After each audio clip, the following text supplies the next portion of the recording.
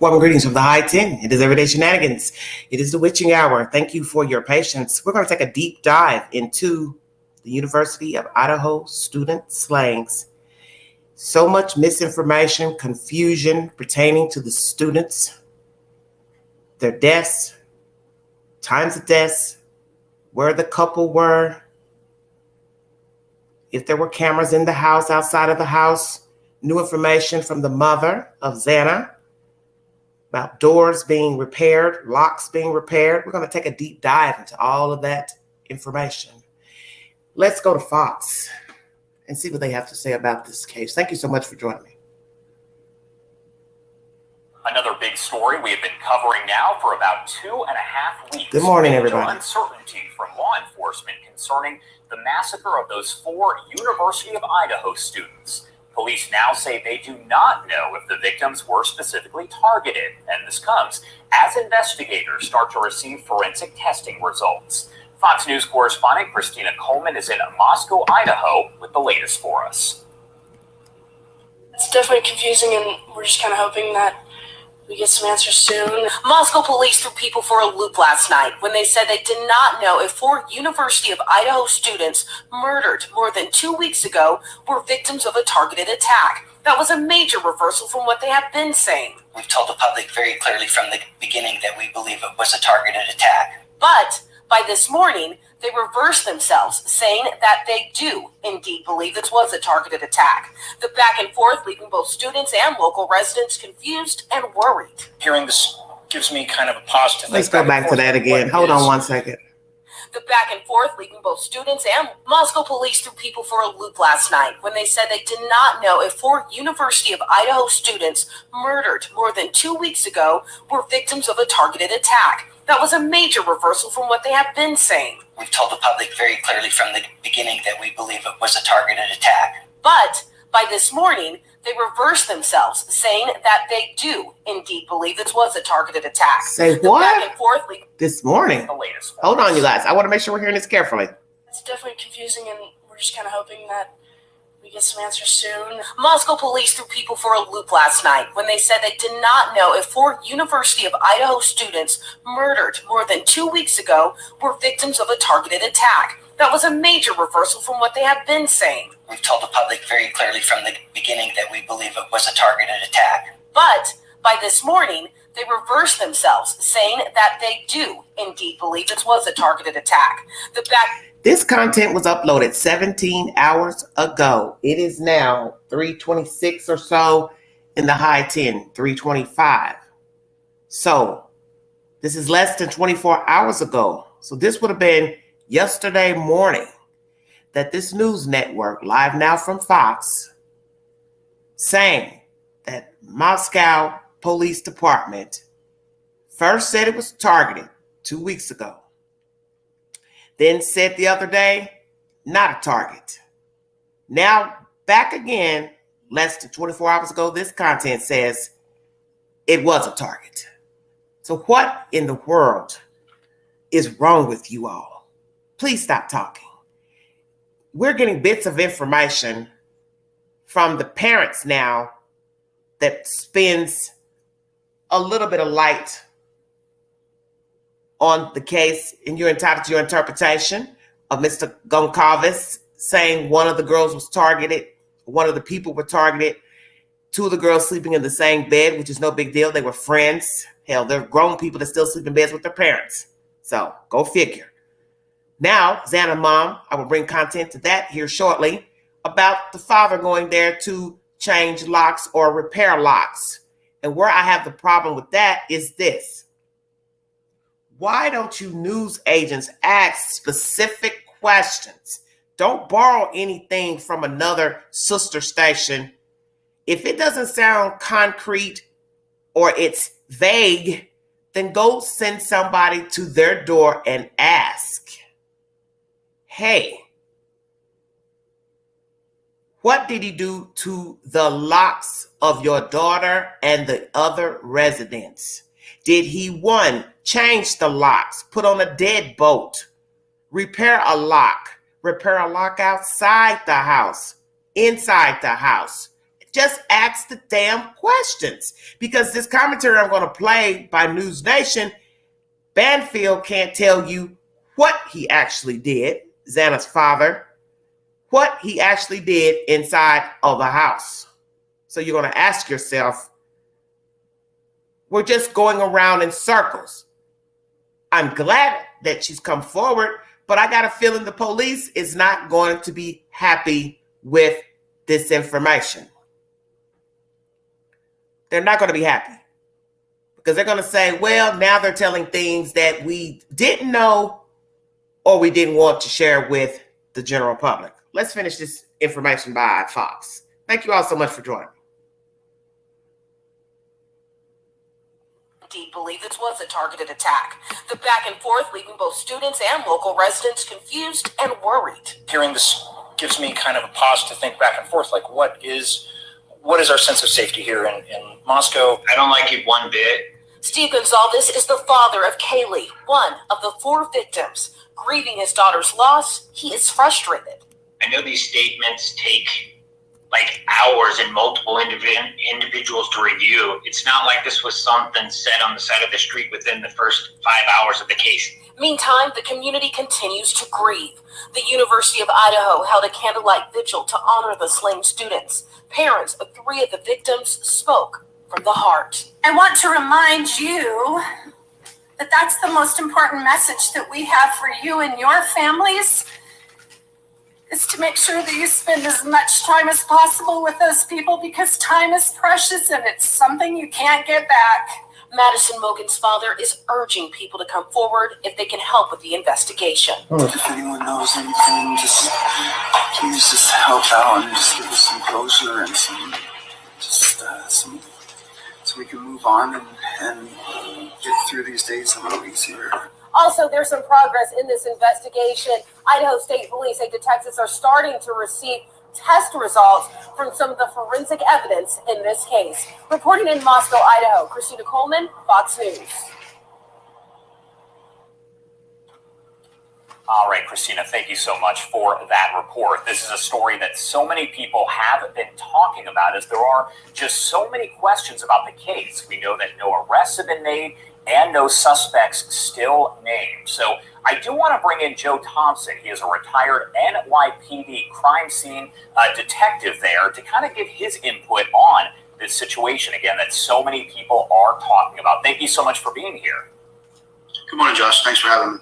Of course. So your thoughts on this case overall? I'm sure that you have been following it very closely, like most people in the country. Well, yeah, this is a very complex case. I've handled numerous cases similar to this. These cases get, very deep. There's a lot to be done. The processing time on these scenes takes days to weeks sometimes. I feel for these investigators. It's a brutal scene to walk into. I know what it's like. And my heart goes out to the families of the victims here. This is a very terrible tragedy, unspeakable act of cowardness that nobody can explain as of yet.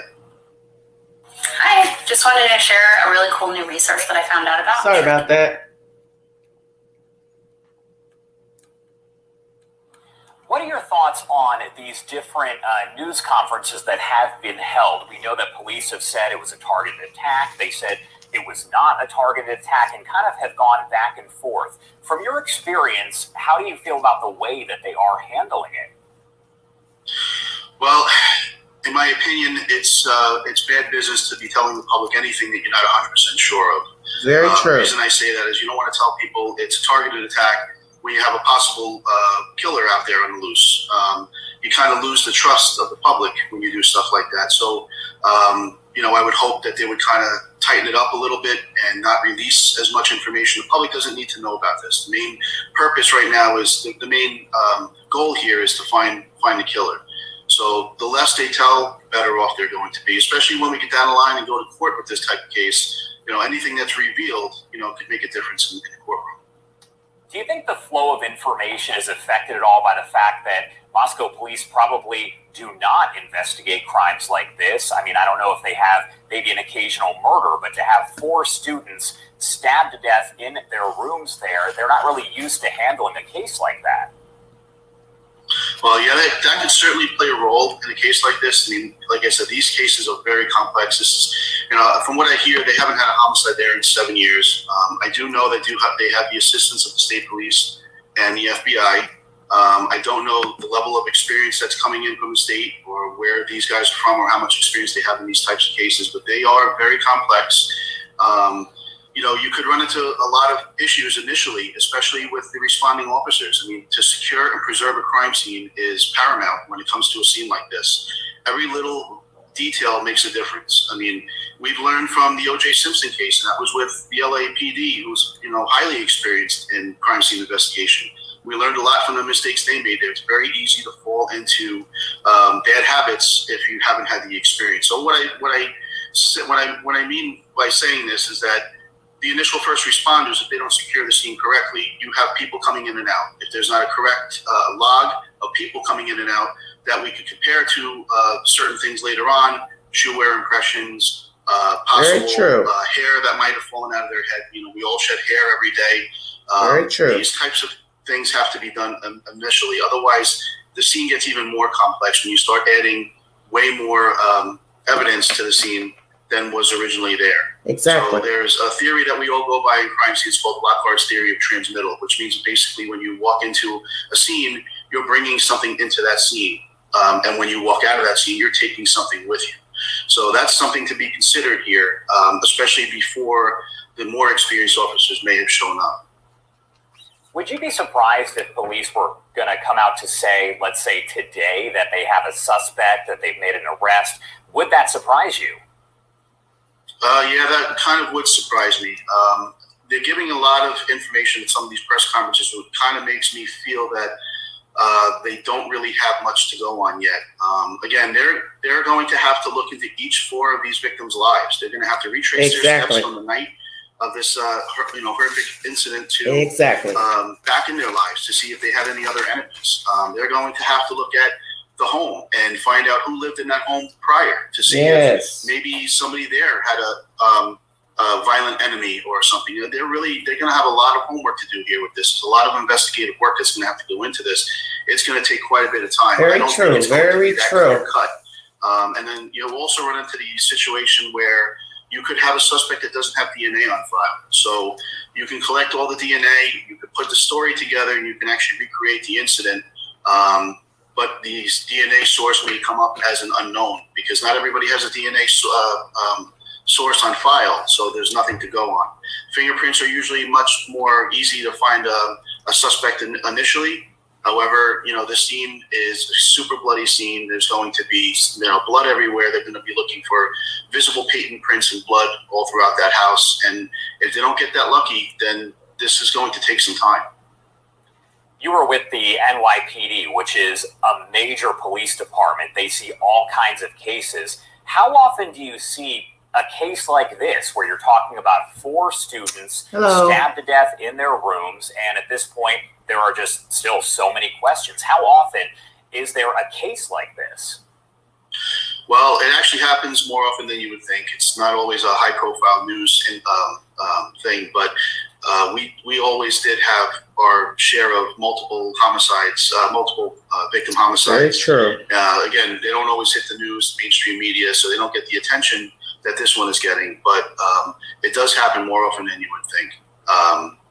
This particular case with 4 college students, I mean, it kind of hits a nerve, I think, in the American public because, we all have kids and our kids go to school and, we should never have to bury our kids. And these, young lives are taken way too short. So, of course, this has gotten a lot of attention. Why do you think so many people are paying attention? As you mentioned, it is getting a lot of media attention, and so many people do have children, and they are paying close attention for that reason. Why do you think so many people, though, are watching this so closely?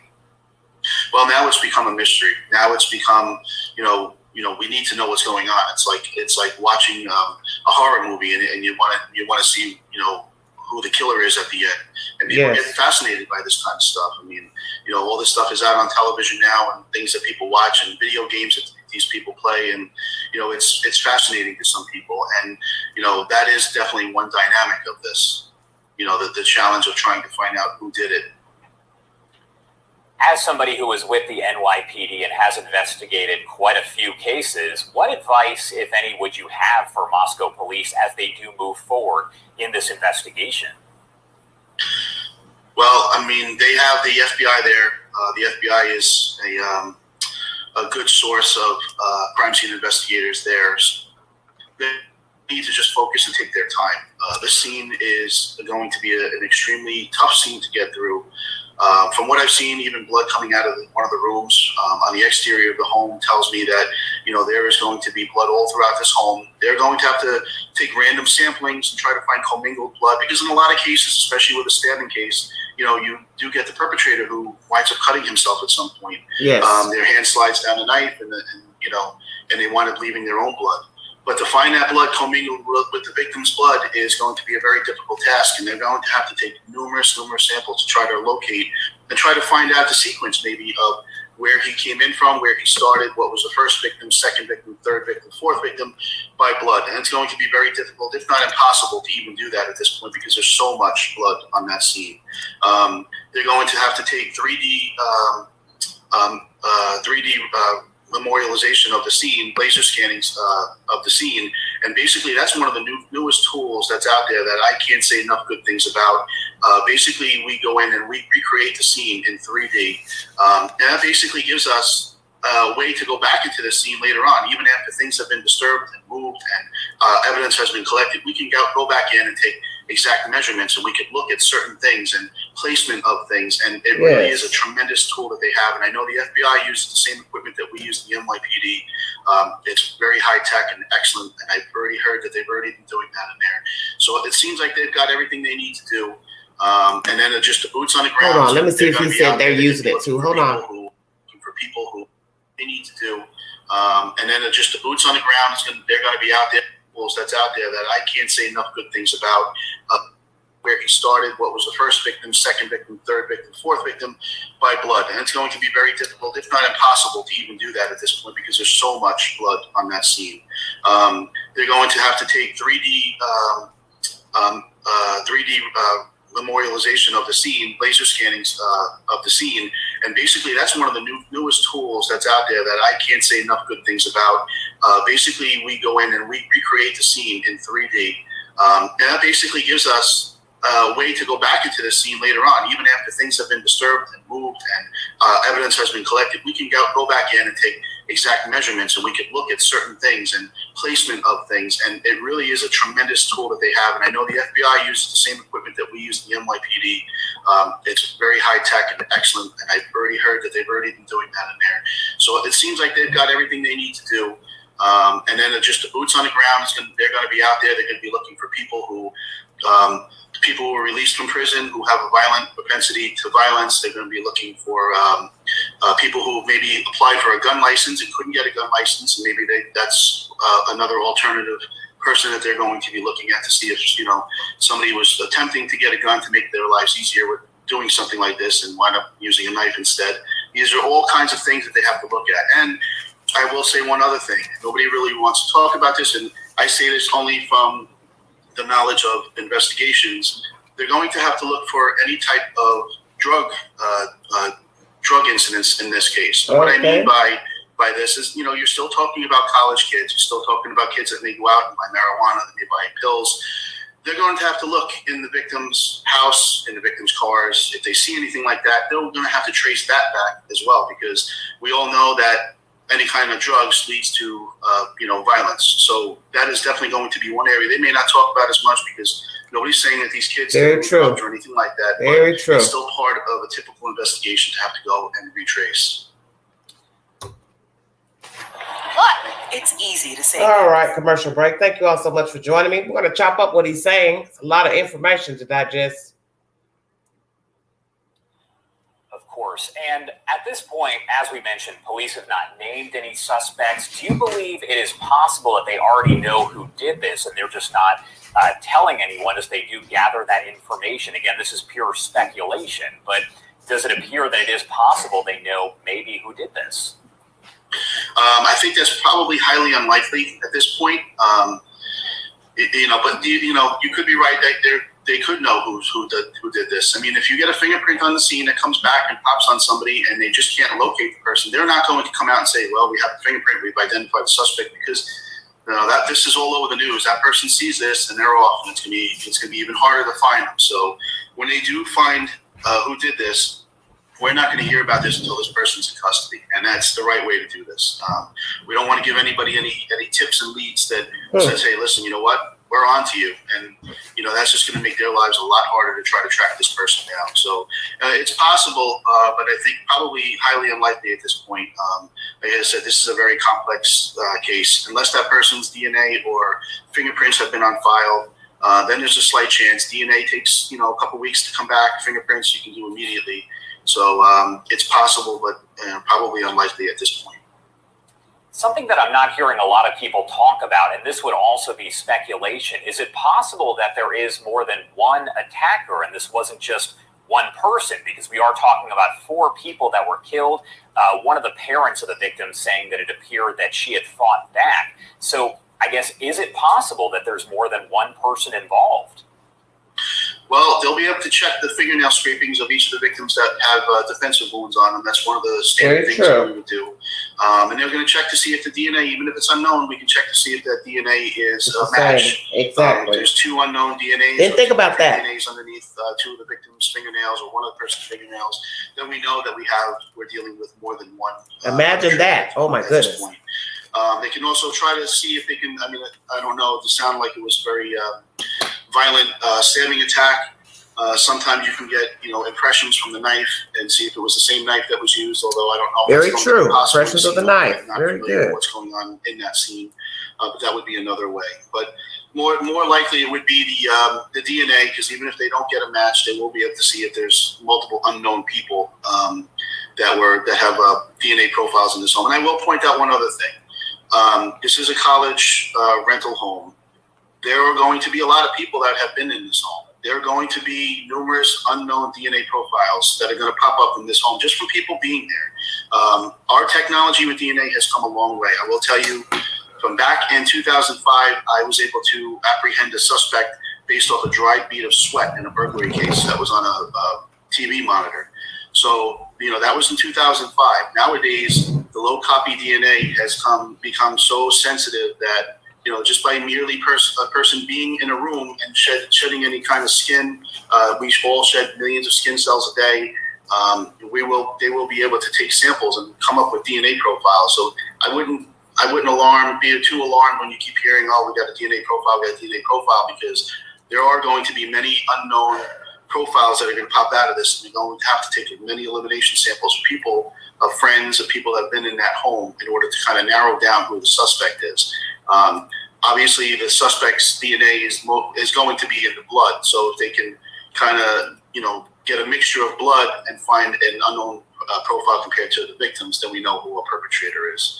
But yeah, it is going to be a tedious scene, and I really do feel for the investigators. Yeah, I have to say that I've been in these types of scenes. I've been in very, very, very gruesome scenes, things that people really shouldn't have to see, but do it for the sake of everybody else. And my hats are all off to all of those investigators out there right now. For sure. Joe Thompson, retired NYPD crime scene detective there. You have a lot of experience, so we appreciate you joining us. Thank you. Give us that insight. Is there anything else that you want to add before we let you go? Yeah, just one thing. I just want to tell the public to kind of give these guys a chance. You're not sure what you're dealing with when you walk into a scene like this, and this is even for a highly experienced crime scene team, this is a very, very difficult case to sort through. Let's give them a chance to kind of figure out what's going on, and be vigilant out there. The public is going to be instrumental in trying to find this person as well, because as the detectives are going around and trying to interview people and retrace these people's steps, all the information that comes out of that is what's going to help try to put this guy behind bars. So I would urge everybody to kind of just stay positive and give these guys a chance. Of course, Joe Thompson, thank you so much for joining us. We appreciate it. All right, everybody. Joe Thompson, NYPD. I like this guy because he put a new spin on things I had not heard. And we're going to chop that up briefly. let's go back to the beginning of this live stream. Thank you all so much for joining me. Evidence has come back. What evidence has come back? DNA, fibers, pings, GPS. He said this case is bad business with them going forward saying that there was a target, especially the fact that there's no arrest and the killer is out there. Nobody plus the killer needs to know this. The goal is to find the killer. He also mentions revealing too much in the beginning of an investigation could harm the prosecution's case against the killer in court. I agree. He also compared this case in a light way about O.J. Simpson as far as old habits and people getting cocky and arrogant. They fumbled the ball. Do not know if this is the case with these officers, but you're talking about 36-man woman department in Moscow. So are these people experienced? And as he said, old habits die hard if you're not experienced in this department of mass murders. And naturally, they haven't had a murder in 7 years. Now you factor in 4 people dead at the same time in the same house. Oh, Lordy. Shoe compressions. What shoe compressions were found at the scene in blood and outside? If we believe the killer lied in wait. He said he would be very surprised if an arrest came soon.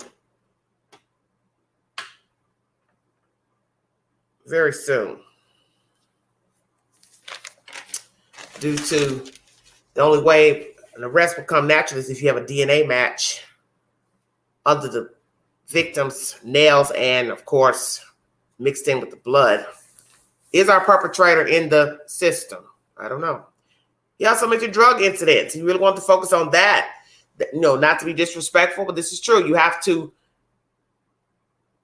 mention everything pertaining to a crime, the what ifs, because you do not know these children. And I've told you all that at the beginning of my commentary in talking about these kids. How are you going to assess who the killer is when you don't even know who the victims are? And you heard the sister say that. You heard Kaylee's sister say that, if I'm not mistaken. I want you to know who they are, who she is. So exactly, how are you going to find a killer? You don't even know who the victims are, because those are the things that's going to bring forward information about what they were doing, problems at the house, problems with each other, problems with the roommates, problems with outsiders, problems with neighbors, problems at work, problems at school, any type of issues at the house. I'm going to chop that up a little later too. Other enemies, very true. Did any of the people in the house have enemies, such as the surviving victims? Stay woke. I see there's chitter chatter in the chat. Okay. What issues did the other roommates have with outside people or with the decedents? What if there's no suspect DNA? He said fingerprints initially will be easier to help find the suspect, especially if they are gathering people and taking their DNA originally. So I hope that that is what law enforcement has done. They have gathered DNA from the people they've spoken to that they've cleared, such as the roommates, ex-boyfriends, the neighbor, Jeremy.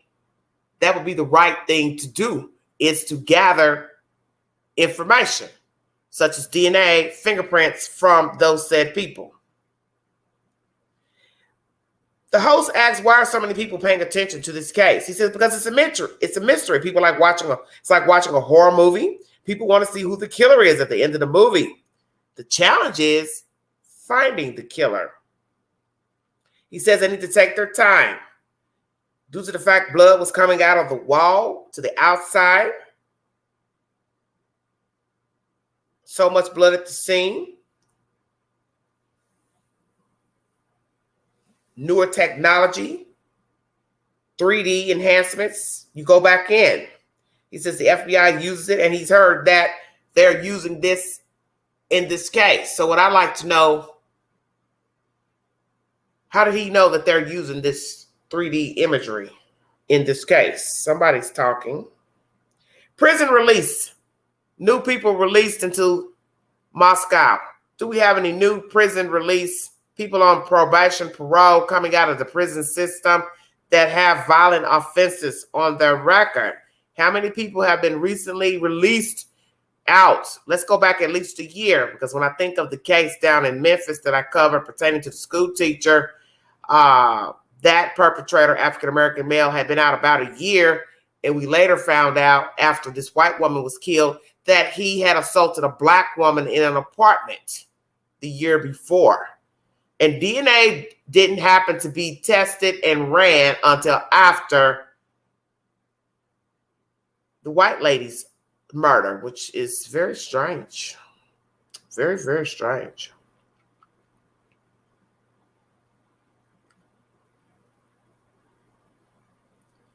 Asking about the perpetrator being arrested. Do they know who the perpetrator is? Excuse me. Basically, he's thinking possibly not. And that they're only going to reveal the perpetrator when they have all the information. Then you will hear of an arrest of this killer. And I believe that, due to the fact that Mr. Goncalves has spoken. I believe, has some issues with the police department.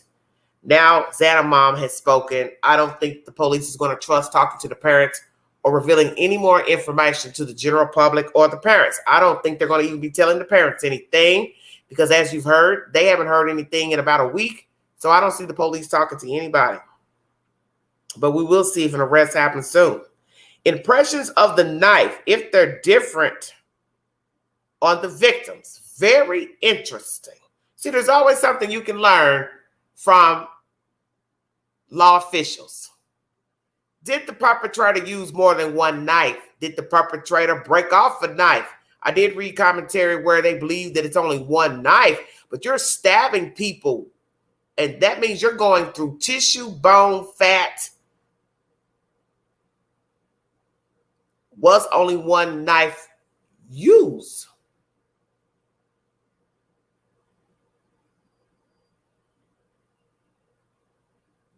Is one knife used? Did he take more than one knife? Did he borrow a knife from the house? Did the girls even have a heavy duty knife? Cutlery. Some people are going to bicker back and forth about the type of knife, if it's military or not. Frankly, you can purchase a knife anywhere, I would think. You don't need credentials to buy a knife, such as with a gun. So therefore, it doesn't matter if you're ex-military, new military, old military, current military, a knife is a knife. So you can buy a knife anywhere.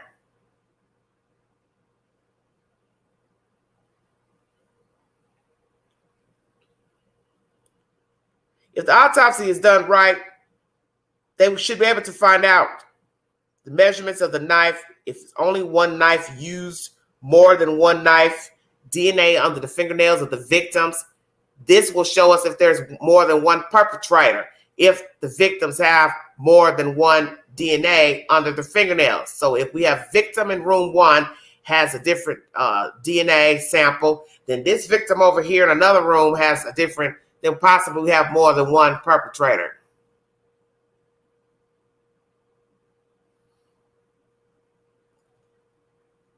A lot of traffic in the house, with different people visiting the kids' parties, friends of friends, so on and so forth. Maybe people coming into work. That's going to be difficult as well, because we've heard that this house was a party house by Mr. Jeremy, the neighbor, third-year law students. People dropping hair, as he said. People shed hair every day. He feels for the investigators because this is a difficult case. So we need to be vigilant. Give them a chance. So maybe we should put our biases to the side pertaining to what we've heard about these people negatively and try to give this Moscow a chance, because they do have other agencies helping. Thank you, Jesus, because I would be very ill knowing they are the only ones working on the case with this flim-flam back and forth. He did it, she did it. No, they didn't do it. No, not a target. They should have never spoken. I'm an outsider looking in, and I have enough sense to know you don't speak unless spoken to. That's an old folks saying.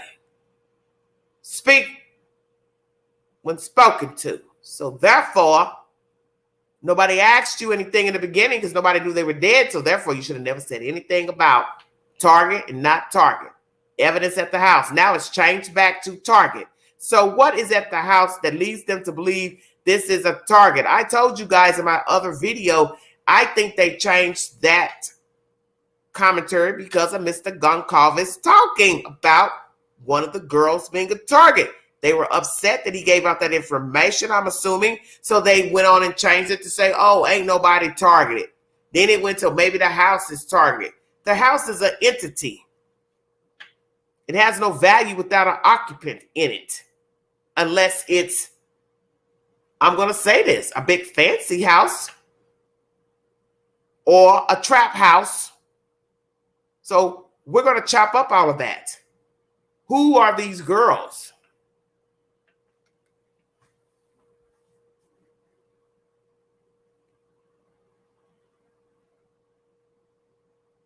Lord have mercy.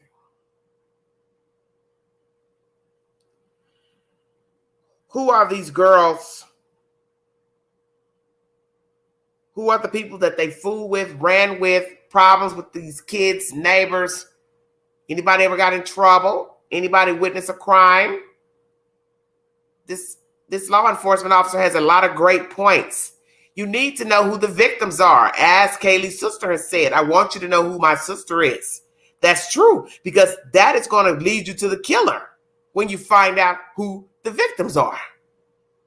Maybe if you find out who the victims were, you will find out who the killer is. That's really common sense. We'll chop that up. Let's go to the next commentary. Thank you so much for joining me. Very sad story. Very sad story.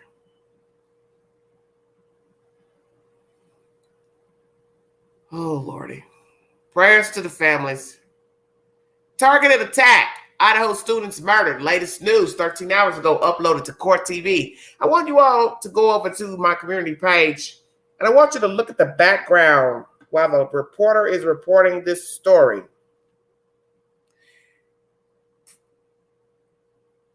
It is so serene looking. The trees with the snow on the trees.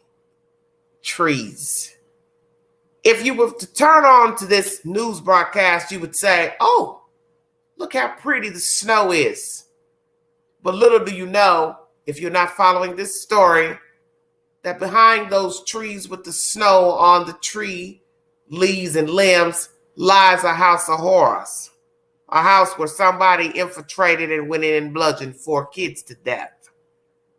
That's something I picked up yesterday when I saw this news broadcast by Court TV. I said, look how pretty the background is. Imagine not knowing 4 kids died in there. First thing you would say, oh, it snowed. Look how pretty it looks. And then she goes on to let you know 4 kids were bludgeoned to death in that house. Surrounded by snow on the tree limbs. Stay woke. An illusion. Because that is the gist of life. An illusion. It is a fairy tale. When you look at the photograph of all that damn snow on the trees, nobody would think behind her is a house where there's possibly blood everywhere. Because that's the point of the story. You don't know people and you don't know what goes on in their houses. And you don't know what they're doing or the company they keep, what is about to happen in the house. That is how we are made up. You have no idea what is lurking around the corner. What will happen in the dead of night, such as me being up this late, 4 o'clock in the morning. This is the hour that the devil is at work. And sadly, while I'm doing this live stream, somebody is fighting for his or her life. Somebody is breaking into somebody's house or apartment, stealing somebody's car, watching somebody's house or apartment or condo. Stay woke.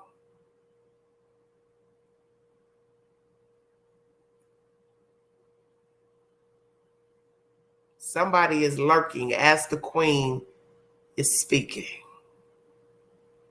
What is the perpetrator doing right now? You all better wake up out there. Don't think this is going to be his last feat, because it ain't. He's sitting somewhere contemplating his next kill while you are asleep, living your best life, or watching this live stream. This is why he has to be apprehended.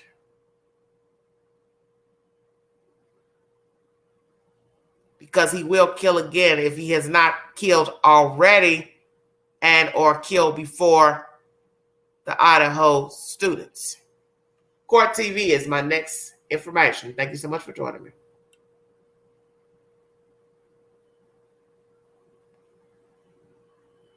Targeted attack. Is it or is it not? Thank you for joining me. Kayla Gonsalves' father spoke, especially about his daughter's relationship with Maddie Mogan, one of the other victims in this case. Let's watch that moment. These girls were absolutely beautiful. They've been friends since 6th grade. We both put them in a charter academy.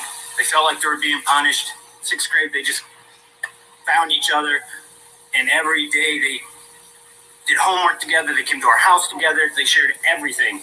They convinced us. They made a proposal to go to high school, to a regular high school. So then they went to high school together. Then they started looking at colleges. They came here together. They eventually get into the same apartment together. And in the end, they died together in the same room, in the same bed.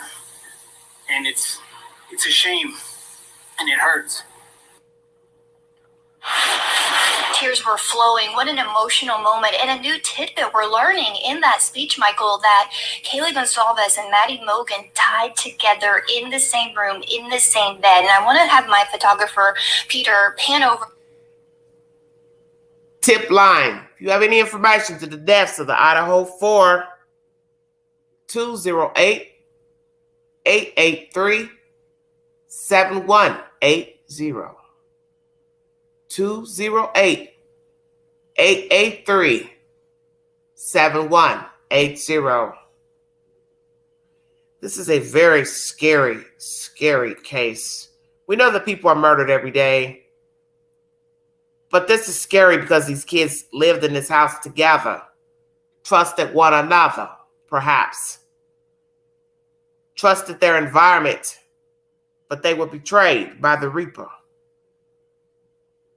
They were ultimately betrayed.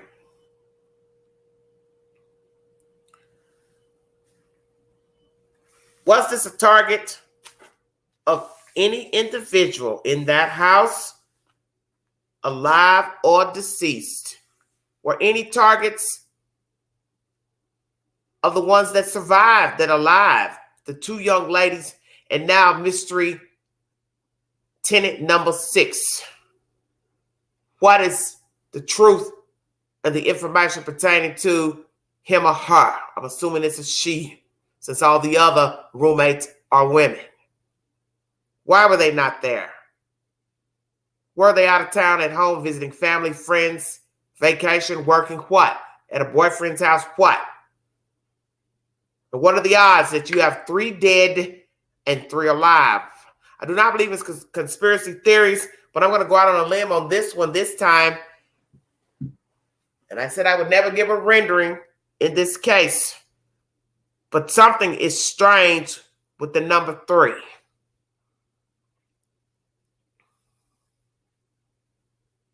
Well, I don't have any information that a number 6 moved out. When I get that information, I will bring it. That's the whole point of why I said nobody should mention information if they don't have a receipt to the information. Why even mention a number 6 if they're not currently living in the house? Exactly. Whether he knew them or not. Exactly.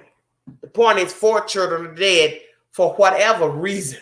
And the reason doesn't make any sense because 9 times out of 10 it's something petty. It's nothing. I don't care anything about a incel or they had security issues. They don't know how to talk to women. They're not sexually active. That is bullshit. That is bullshit. That is no reason to go out here and kill nobody and kill their damn friends because you are awkward. You don't know how to talk. You ain't been on a date. You ain't had sex. Oh, they're pretty. Oh, they ain't my type. Oh, I ain't their type. Grow up.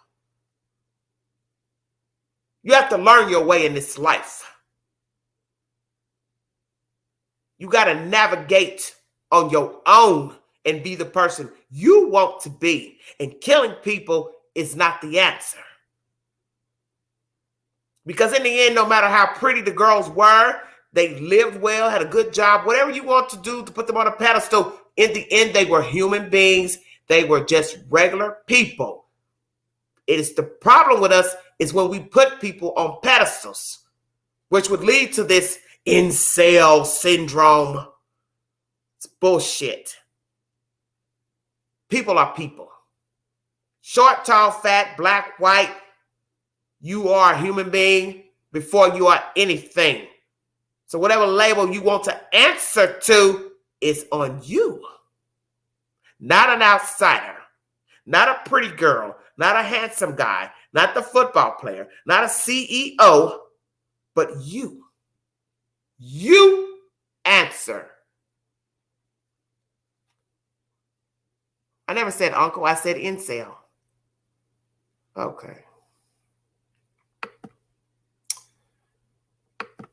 I see the devil is busy even in the chat. Anyway, the point is, you determine who you are and the label you put upon yourself and what you will answer to. That's on you. That has nothing to do with anybody else.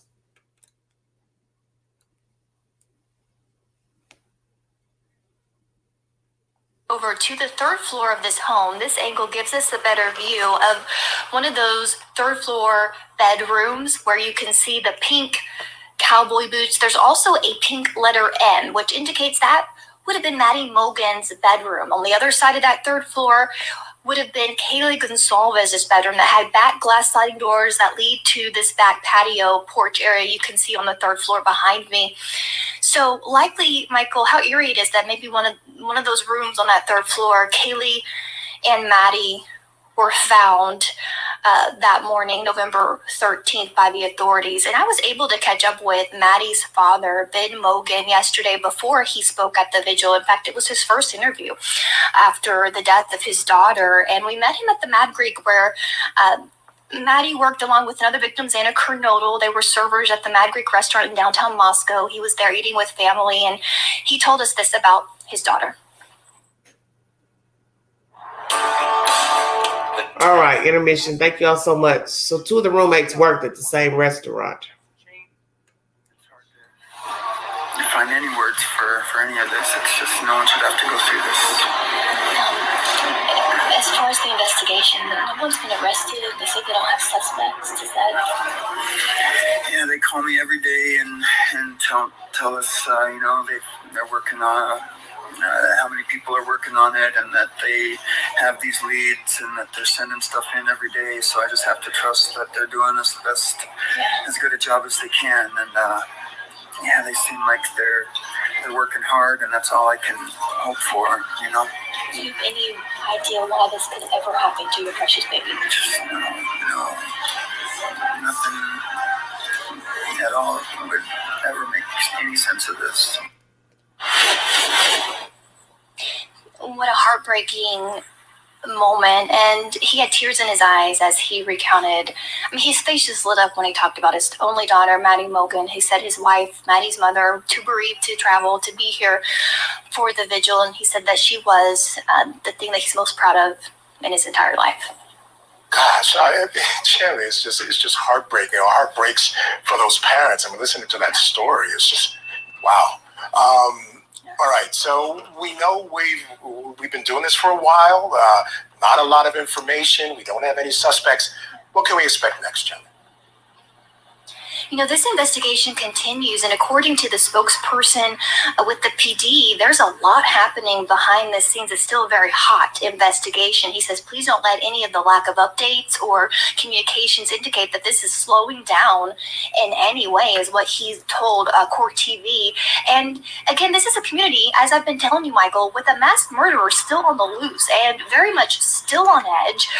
This police department seeing an increase in the number of police calls for various reasons, and especially on the campus where it's just steps from where I am, the University of Idaho campus. There, the students returning to school this week, those I've talked to said they feel relatively safe, and it's because of the show of force, this increased security presence by the Idaho State Police and other agencies on campus. And we were able to exclusively ride along with one of those Idaho State police officers yesterday as he did just that. Let's watch. We're all here because of the incident and what happened with those 4 students from University of Idaho. I heard about it, and then after a couple days, I received a phone call and was called out and sent up here to Moscow to help. And in law enforcement, we're a big team. It doesn't matter if you work for the Idaho State Police, Moscow Police Department, Latah County Sheriff's Office, Boise Police Department. We're all here to protect and serve and make people feel safe. When I got the call to come up here, I was happy that I was called, because this is what I signed up for. And yeah, although this is different than what I'm usually doing, we feel like we've been really well received by the faculty, by the students, and so that's that makes us feel good. And every student I've talked to, they're like, "You all are everywhere," and that's what we want. Being that I'm born and raised in Idaho, this has impacted me as well. So it's a difficult thing, but I would do it 100 times over. See all of you guys. Something serious. Thank you. Always run into you guys. Yeah, cool. You guys have a good workout. The main mission and goal for the officers and troopers in uniform is we're here to make these students, to make the community feel safe. That's our primary goal. The campus, the university, the community, really the whole state, they're all hurting. They're all hurting for many reasons, and obviously because of what happened. I spent yesterday afternoon, I went by one of the fraternities on campus, and I sat with some of the students, and I just answered questions. A lot of people have a lot of questions, and they're uneasy and uncomfortable being here. And so I just tried to ease their mind. We are excited to give these families what they deserve. And Michael, there are at least 24 Idaho State Police troopers on campus, will be consistently not only on campus but around the town of Moscow until Christmas break. They're committed. They said they're going to stay here, making this community feel safe until students go home for the Christmas holiday. Wow, incredible stuff there, Charlie. Truly appreciate it. Thank you so much for that report. Court TV is the source. Diligent is what was told to Maddie's father. Even if you don't get any updates from us, we are working diligently on this case. He doesn't have any idea why anybody would slaughter his child and her friends. You have an officer here from the state police department is now on the campus working. I will bring you the said stats of how many people are working on this case and from the different agencies with a source. This is sad. They had to bring in state police officers to patrol the general area and the campus. Because as I said, this is a 36-man woman police department. For those that did not know, 25,000 citizens in Moscow and 11,000 students. What in the hell happened in that house? Because it is the house of horrors. And I cannot see the owner selling it, renting it out. They're stuck with that damn thing. Best thing you could do is tear it down and just leave it there.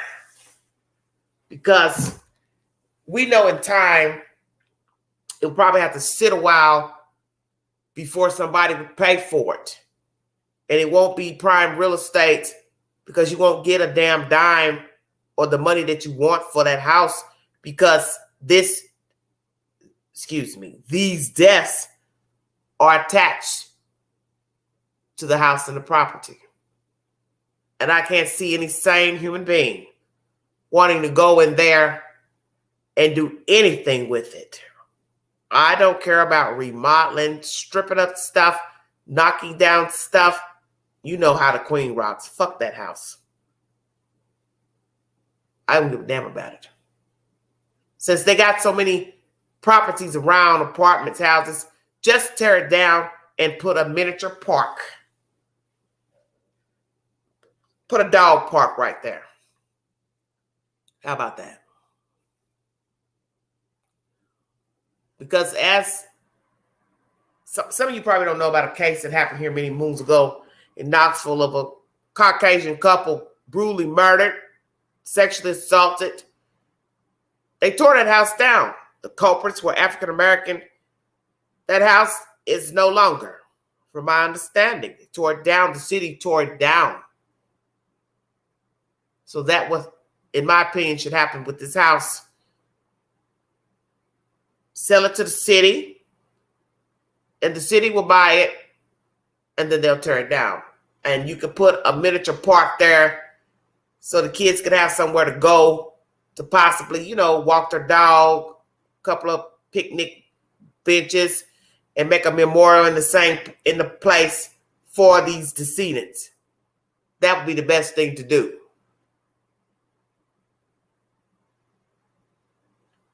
Will the land be tainted? Since somebody wants to say about an R, could be. If you believe in spirits, walking the earth after death, you're entitled to your opinion. I'm not about to argue about dead folks' spirits. But the point is, it doesn't need to stand.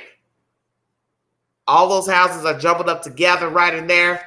That'd be the perfect place to just have an open space with the memorial for the children and just flat land and the trees.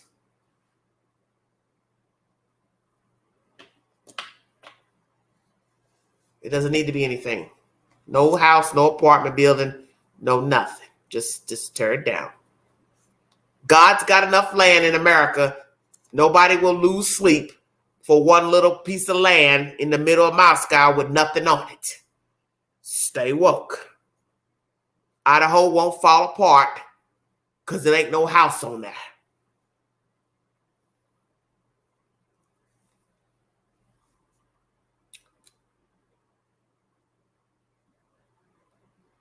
Who killed these kids?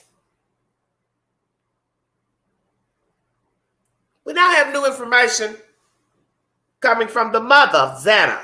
Now, you hear the father speaking earlier. She didn't show up for the vigil. She was too distraught, but she has now decided to talk to Court TV. Not Court TV, is it News Nation? Lord, I'm getting confused because most of them are my sources for information. Make sure I tell that right for somebody to get to talking crazy. News Nation is the source pertaining to Xana's mother. This is bad business now, what I'm about to bring to you of the mother. and the father. Let's go with the mother first, and then we'll go to Maddie's father. Xana'S mother decided to come forward and speak to the general public. This was uploaded 5 hours ago. News Nation is the source, everybody. Check my community board via YouTube Q for the verification. Thank you so much for joining me.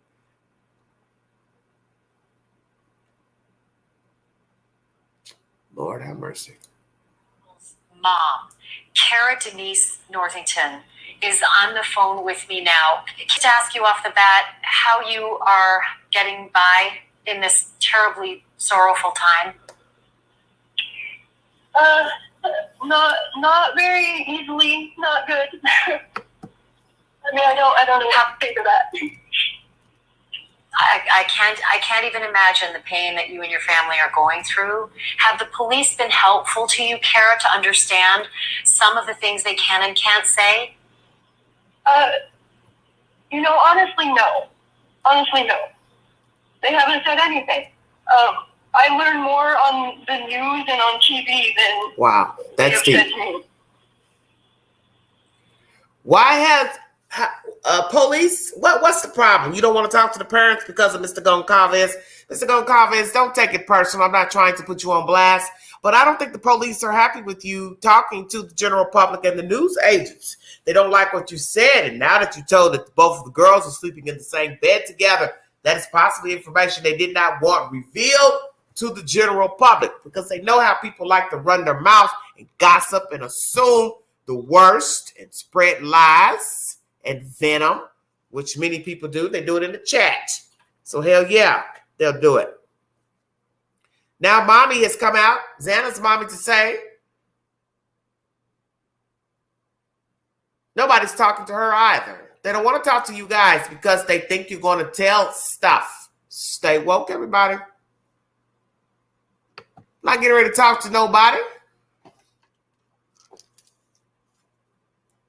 You all talk too much. I got a feeling that is what's going on here in this case.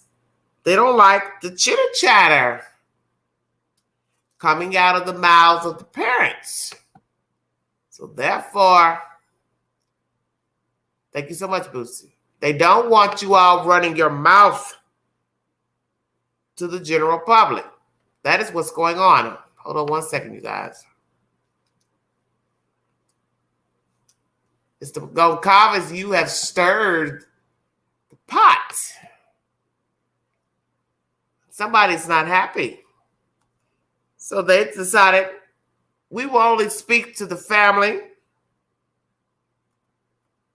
as needed basis. Is that what's going on out there?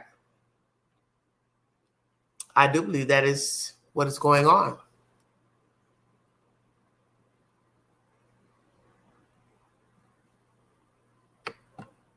Let's finish this commentary. The link is dropped in the chat if you're willing to take a deep dive into this conversation. Last live I did, nobody wanted to speak. So I took a chance and decided in the wee hour to drop this live stream link to give you a chance to speak instead of chitter-chattering down in the chat. That's why I paid the money for the StreamYard. Stay woke. News Nation is the source. On TV than they have said to me. Have you had a chance to talk with some of the other parents of the other 3 kids who were there that night and share information amongst yourselves? Not really, honestly. I've just been dealing with my family, and we've just been absorbing this shock. Can you tell me, Kara, what you do know about this terrible night? Well, what I do know is not nearly enough. We need more answers. There is so much more that can be done that has not been done. And I just know that there's GPS, NASA, to find out who went into that home that night. I know that. She says, I know that. NASA. Then looking down. Is that true? Let's talk about that for a minute because some people are going to get confused and befuddled by this information. See, Queen stays woke. That's why I tell you I don't do that gossip stuff, because I pay attention to what is the obvious and by law enforcement. I want you all to, how you doing, honey? Listen, one moment, baby. I want you all to listen at this information very carefully. If GPS and NASA can tell when Xana and Ethan arrived to the house, why can't that same information tell you where the hell they were that night? Stay woke. Were their phones turned on, or we're talking about somebody's door camera caught them coming in? Because that's what was said about Maddie and Kaylee, that a doorbell camera caught them coming home. So what if we're talking about a doorbell camera and not GPS? Because GPS only depends on the car you're in, if you're in your own car, 2, if your notifications are turned on your phone. Bingo card. Miss V, where are you calling me from? I'm from Kansas. What do you have to say about the information I've relayed thus far, ma'am? I really like the way you present yourself. Thank you. Welcome to Everyday Shenanigans, ma'am. I just, this is my first time I've been to welcome. Hit the link anytime. They don't like to hit the link on this channel. They pick and choose when they hit the link. Then if I don't drop the link, they complain that they ain't dropped the link. You know, you can't please them all the time. Yeah, no, there's no way that you can please everybody all the time. You sure can. I do really. This is my first time in your channel, and I really do like the way that you are just black and white. Yeah, I don't play around. Yeah, and I respect that very much. Yeah, listen, I don't play around with death, because in most of the people who know me here in the general area where I live, I have been around many people who have lost loved ones to murder recently, and I've talked to those said people, so I take it very serious about people's murder, the deaths of people, whether it's a child or an adult. I really don't like talking about children murders, but if you go back into my library, 1700 plus, a lot of my content are actual people here that live in Knoxville, Tennessee, that I have spoken with who have lost a loved one due to homicide. Yeah, we have a problem with that here in Kansas too. And my family's been subjected to the loss of a loved one through violence as well. Okay. So my heart goes out. My heart goes out to these people. I can't imagine what they're going through. Not that they're going through anything else than any other parent who's lost. What do you think? What do you think about the information I brought? A law official from New York. He's spoken. He gave some really great points about DNA, footprint impressions, who the kids are as people, the people that are survivors, who could have wanted them. Their enemies. It's a lot of moving parts, and that's the thing that people don't understand, is that you're pointing fingers at people. You don't even know who the victims are to point the finger at anybody. Oh, I agree totally with that. And I just got on here about 15 minutes ago, Queen, so I hadn't seen all of that. You were like, wanted somebody to come up, and I thought I'd come up and discuss. Yes, I appreciate that.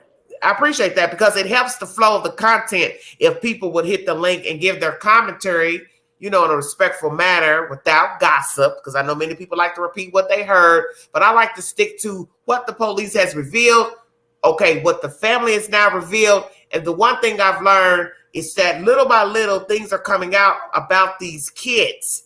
So this door situation, which I'm going to bring up after I play this commentary, is very important, because that's going to show just cause of a possible problem before death. Oh, I agree. I'm anxious to see what you got. Oh, yes, because I'm going to bring the bang. Anything you'd like to add to what you've learned and heard about this storyline? Let me just ask you a question, okay? Go ahead. Okay. Do you think this is one person or more? Do you think this... I can't say. I need the evidence. I need the wounds. I need the length of the wounds. I need you to tell me you only see one knife, two knives. You tell me two different knives, then I gotta say either he brought two knives, he borrowed an extra knife, or he had a friend with him. Yeah, I agree with that. What if I decide to share something with you that hit me a few hours ago? Oh, I would love that, Queen. Would you? You sure? Yeah, I'm You for it. ready? Are you Yeah, ready? I am. What if somebody brought somebody home on that morning and they decided to play funny games while one of the roommates on the bottom floor fell asleep? Are you there? Yes, I thought about that myself, to be honest And with you. he waited till they went to sleep, because naturally, if you get to wondering, I'm going to wonder where you are, right? And I'm Right, going to go say, hey, what are you doing? What's taking you so long to get a beer, Coke? You feel my drift. right, I What do. if one of the roommates that survived brought home a little snooky wookie, but instead he ventured upstairs to, I'm going to say it, the pretty girl's chamber? Oh yeah, no, I have thought about that a lot. I really have. Because what's going to seal this fate of now Xana'S mother coming forward about the locks is, one, they had problems with the locks. Somebody tried to infiltrate the locks. Somebody's tried to break into the house. That is what's going to lead to your killer, is what was going on with the locks. Changing, deadbolts, what? And why would he be there, the father, a week before, messing with the locks? That is very prevalent, because that's going to make me wonder, did they have a peeping Tom? Somebody's been fumbling with the locks. Somebody got the code, they changed the code. Somebody they put out during a party, a function. Somebody was wandering around. Somebody had been assaulted. Has anybody been physically or sexually assaulted and didn't tell it? Did somebody go out and put rumors out about the girls that maybe they're a little frisky? See, you don't know the victims to know why somebody killed them. I think you might become one of my favorite channels. I'm a deep thinker. I tell everybody my best thinking is right now in the wee hours when it's quiet. There's no noise. There's no static. But I'm a loner pretty much. But I mingle on the weekends. But my best thinking is this time. Yeah, no, I'm the same way. I'm up all night. I like it when the world's quiet. And this is when my mind goes into rotation. As one of my classmates said, you are a very heavy thinker. And I am a very analytical. So I chop up everything that's been said. I don't fool with the gossip, because the gossip I can't get a receipt on. So what I deal with is what has been said by law officials, what has been said by now the family. The family is now spinning it to where, who's to say the girls have had a problem with somebody rambling around with the doors? Company they've brought in have been trying to infiltrate the doors. I've heard somebody messing with my locks while I'm sleeping. Stay woke. Has somebody been in the house while the girls were in their rooms and somebody was rambling with the doorknob? Bingo card.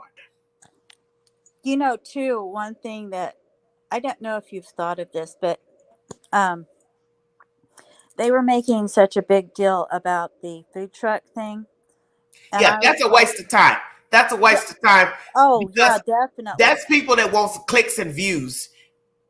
Yeah, I was you have no idea who the killer is, because I want to say it for the last time. You don't know the victims.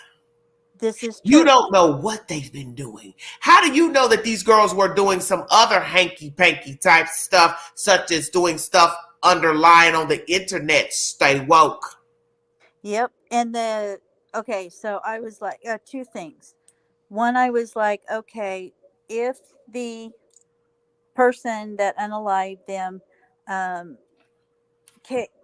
wanted to watch them, they knew that was streaming to Twitch live. So why would they show themselves when they can voyeur and watch them on Twitch? Number two, you also have where you could see from the apartments around there, and the girls didn't look like they were very much on curtains.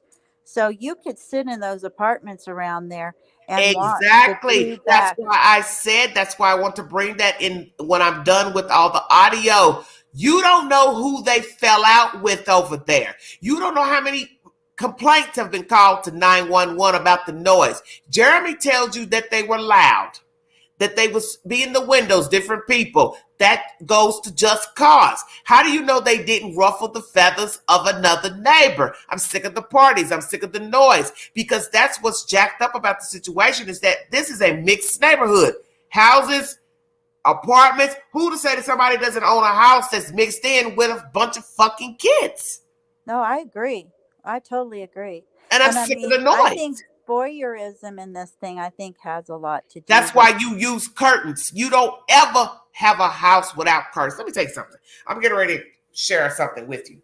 Many moons ago, I was very close to a Caucasian woman who was my property manager. It cost me hell in the end, but nonetheless, she took me out to her house. Okay, she took me out to her house, and she shared with her sister, a twin. They took me out to this house. She took me out to this house, beautiful house on the lake, well, or the river, whichever. The point is, when I walked into that house, first thing I said it was, "Where are the curtains?"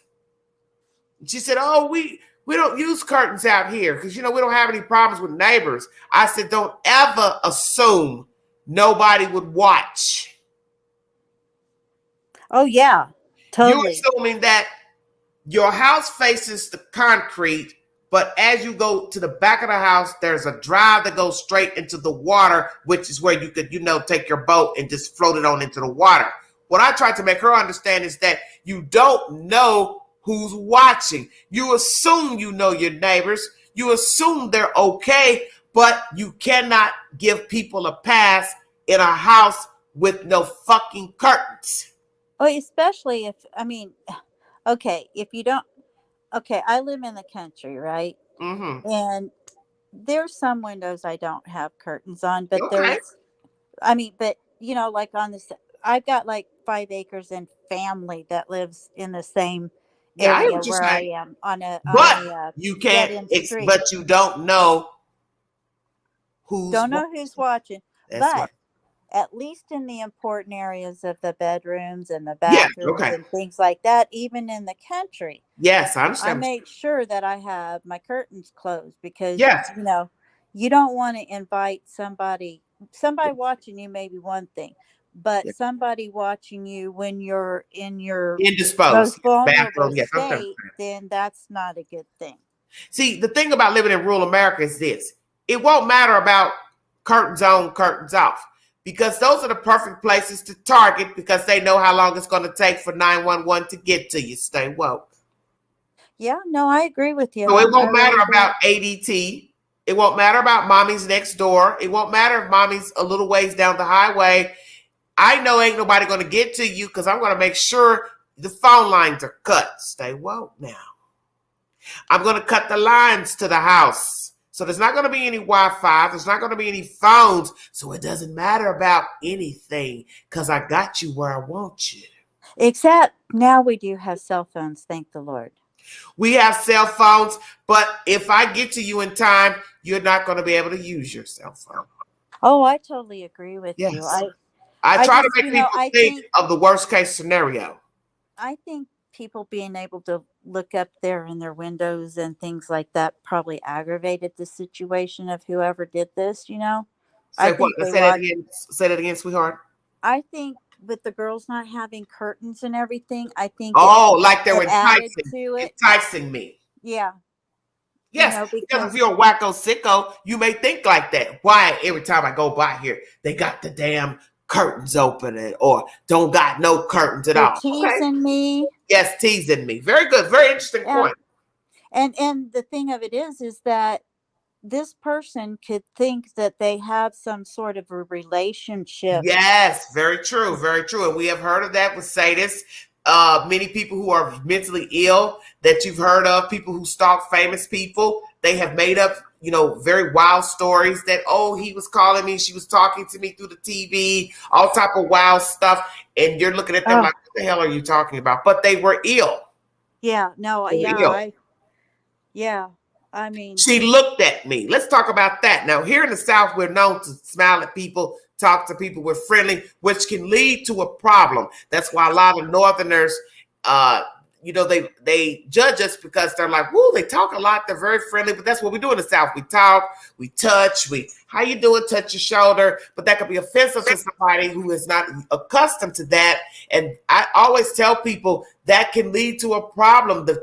Being too friendly, the running out to them every time you see them pull up, or banging on the door as soon as it's intrusive. Up north, Chicago, New York, you know better than to be running up to people's doors. You know better than to be running up as soon as they pull up. I'm not saying that people don't do it, because we live in a more friendly type situation now, even in the city, but it's dangerous to be it is. invasive.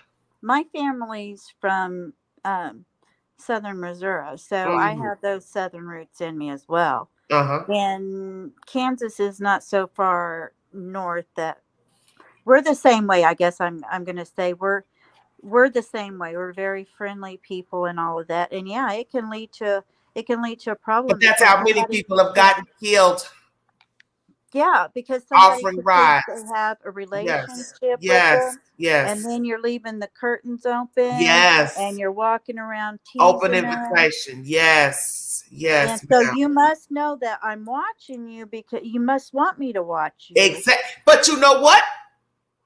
Why would I not think that? And I'm a person that's not a sadist. You leave your curtains wide open. You're walking by in your underwear or your nightgown, or hell, you could be fully clothed. You must want to be seen. You don't never shut the damn curtains, or you don't never put no damn curtains up there. Right. Totally. And I think it's sad. I mean, I think it's really sad that these young people lost their lives. It's scary. It's scary as hell, because this town is on edge and they don't know anything, and they have a right to know. But naturally, this is an open investigation, so they don't know what to think. And these kids have got to be petrified, because can you imagine being a college student there? You don't know who the killer is. You don't know if you're talking to the killer in the cafeteria or somebody you're sitting by in a restaurant or a party. You have no idea. That's true. And that's have you ever scary. thought, I mean, this area, I mean, not just Moscow, but the Washington state area itself has a lot of very, very violent offenders in the past. Yes. And it could even be like... And that's what's mentioned also in this audio I played by Fox. Is it possible that someone has been released from prison, parole, a sadist, a rapist, kidnapper, serial... Yes, exactly. All that needs to be weighed in. Anybody that's been released. I have all those stats because I do my homework. I have all those stats if you would like to know how many people have committed rape in the past year in Moscow. Yeah, actually, I would like to see that. Okay. Hold on one second. Girl, you got some information, man. Well, what I wanted to know is, was that last murder solved? And this information came up in the Google search. Interesting. But I did not find out if that murder was solved or not, the one from 7 years ago. Right. The one in Oregon? No. The murder there that happened 7 years ago in Moscow. Oh, okay. I'm sorry. I was reading chat too. No, that's okay. Hold on, let's see. Got so much stories. Lord have mercy.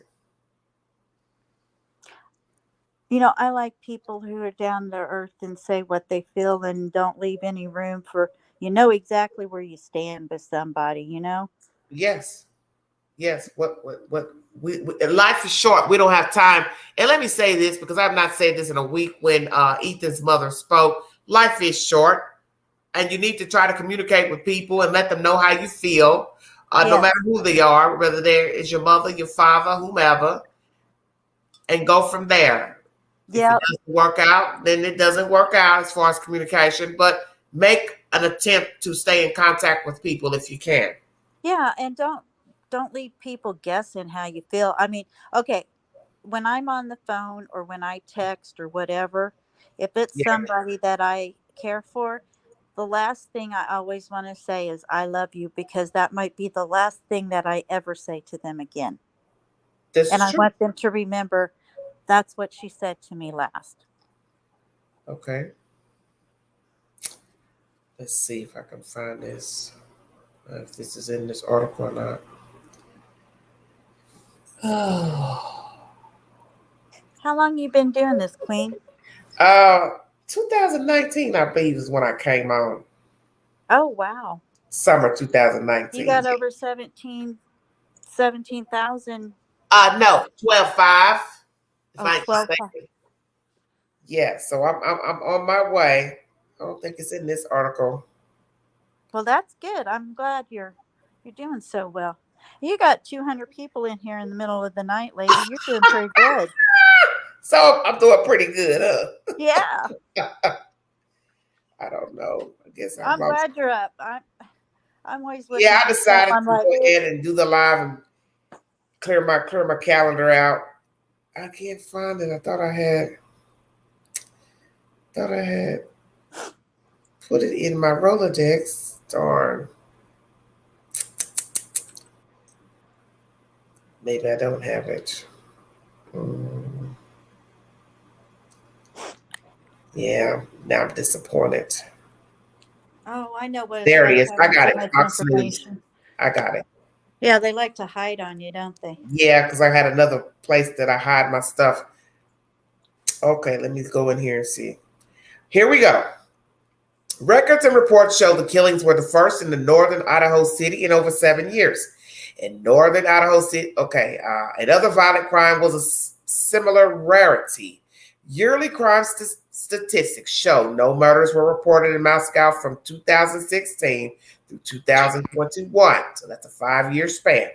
As of last year, Moscow boasted a population of over 26,300 people. The New York Times reported that this city, which is in Latau County, had not seen a single murder in over 7 years.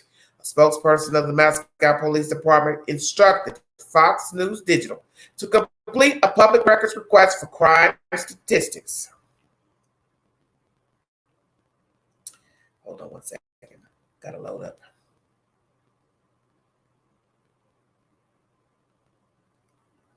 Well, Moscow Police Department's annual 2021 crime report paints a picture of a largely quiet city that saw no negligent manslaughters, rapes or robberies, and 10 aggravated assaults. Police reported 13 motor vehicle thefts, 3 kidnappings, 95 simple assaults, and 78 burglaries in 2021, record show. Details regarding 2022's year-to-date crime were not immediately available. On Sunday, University of Idaho President Scott Green told reporters the school had increased security patrols on campus in the wake of the quadruple homicide and noted that there was also an increased Idaho State Police presence. The 4 University of Idaho students were slain in the 2nd and 3rd floors of their home on King Road at 3 a.m. and 4 a.m. on November 13th after they spent the night out. The 2 roommates were inside the home on the bottom floor at the time of the murders, but were uninjured. Police have not identified any suspects, but have said they have been able to attentively rule people out.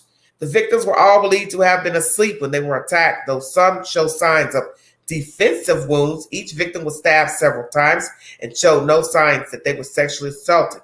They are all believed to have been killed using a single knife. Sorry about that.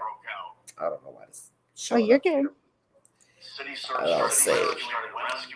Now, why is this? I don't know. This thing's coming. So I don't know if I missed it, Queen. Did you say what that? Did you say what that murder was 7 years ago? I don't have any information on that. I don't know if it was solved. That's what I was looking for, and then this article came up. That's what I want to know. Was it solved? Because I need to know: are these people competent in serving homicides? You know what I'm saying? Solving crimes. What I'm trying to say. Right. I don't think they are. I think that's why they have so many. Okay, but let me ask you a question. Why on earth did they have so many FBI agents at the very beginning come down there? Well, they had to have people come in, sweetheart. They didn't have because they don't know how to. They didn't know how to handle. They didn't have the staff to do, forensics and things like that. You're talking about 4 people, a bloody scene. So you got to have enough people to go in and do each person, their body, the wounds, autopsy, DNA. That's a lot of work because, as this guy was saying, it's bloody. It is, and I agree with you on that. But so let's go here. So let me read FBI you at the the very stats beginning. on all of what's going on. It said, as of Saturday, MPD had assigned 4 detectives, 24 patrol officers, and 5 support staff employees to the case. The FBI has 22 investigators in Moscow, 20 agents in other areas of the United States, and 2 behavioral analyst units agents working the case. So that's 44. 20 in Moscow and 22. 22 in Moscow and 20 in other parts of the U.S. working the case, and 2 behavioral analysts working the case. The Idaho State Police has deployed 20 investigators, 15 state troopers, a public information officer, and a forensic services team to the scene, as well as 15 uniformed troopers to assist with other patrols. So the 15 uniformed troopers is the one that was speaking in this commentary about Fox, going on the campus and talking to the students and holding conversations. Yeah, I just thought at the very beginning, having that many FBI agents and behavioral units and all of that, I just thought, I wonder if there's a reason for that. Thank you, country. Well, this is what happens when you live in small America. That's when the FBI, state police are usually introduced to Good the to know. crime. As I you did see not with know Quentin that. Simon, if you follow that case, you see the FBI came in on that case. GBI and FBI came in on the Debbie Collier case. Whenever it's a small rural area, they don't have the resources to conduct the investigation, which to me is pretty sad because that means you're not equipped in case somebody dies. That's not good. Yeah, no, I agree with you, and I'm thinking, well, why not? Excuse me, why not have the other police departments and law enforcement come in from areas closer to them, like a lot of smaller towns do, Yeah. instead of having so many FBI agents there at the beginning. Well, the FBI has more resources as far as doing the testing and the DNA that I guess local officials won't have. See? Oh, yeah, that's true.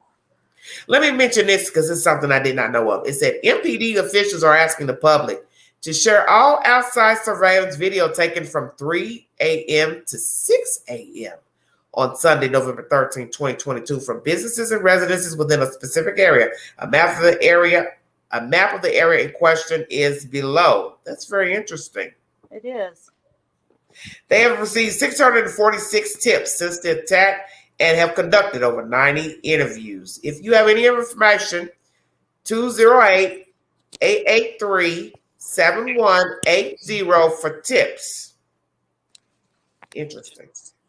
I have to say something to your chat real quick. Hey, guys, she's not so scary when you come up here and talk to her. You ought to come up here and talk to her more often. Oh, yeah, everybody thinks that. You know what it is? She's a sweetheart. It's the people that troll that have a problem. That come in with all the crazy nonsense and be talking in circles and stuff, and they think I'm supposed to sit here and let them run over my chat with all that crazy nonsense, and I don't. No, I just you can't. come in and just dominate the chat because I know when I got a troll in here. I just watch the comments. Yeah, you can't let that happen. No, and I you lose can't. total control of everything. Yeah, I want to dominate the chat and stuff because what it is, a lot of people want you to talk about the gossip, and I won't. I rarely do that. Yeah, I like to talk about the facts. Yeah, because gossip. I do like to speculate. There's nothing wrong with speculating, but speculating is not the same as gossip. This is true. Gossip is you saying, I know he did that. Yeah, and it's like, how did you know he did that? Exactly. So the pointing the fingers at the people is pointless because these kids are all separate entities. You're talking about 6 people in a house. How in the world could you ever figure out who the killer is with 6 people living in a house?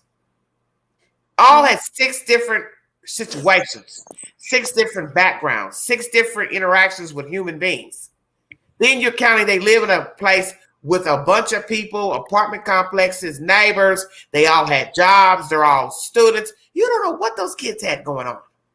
That's very true. Very true. Okay, I'm gonna go ahead and finish this information I was playing. Sure. Okay, it's got 4 minutes left. Why hasn't that been looked into? Why hasn't that been accessed?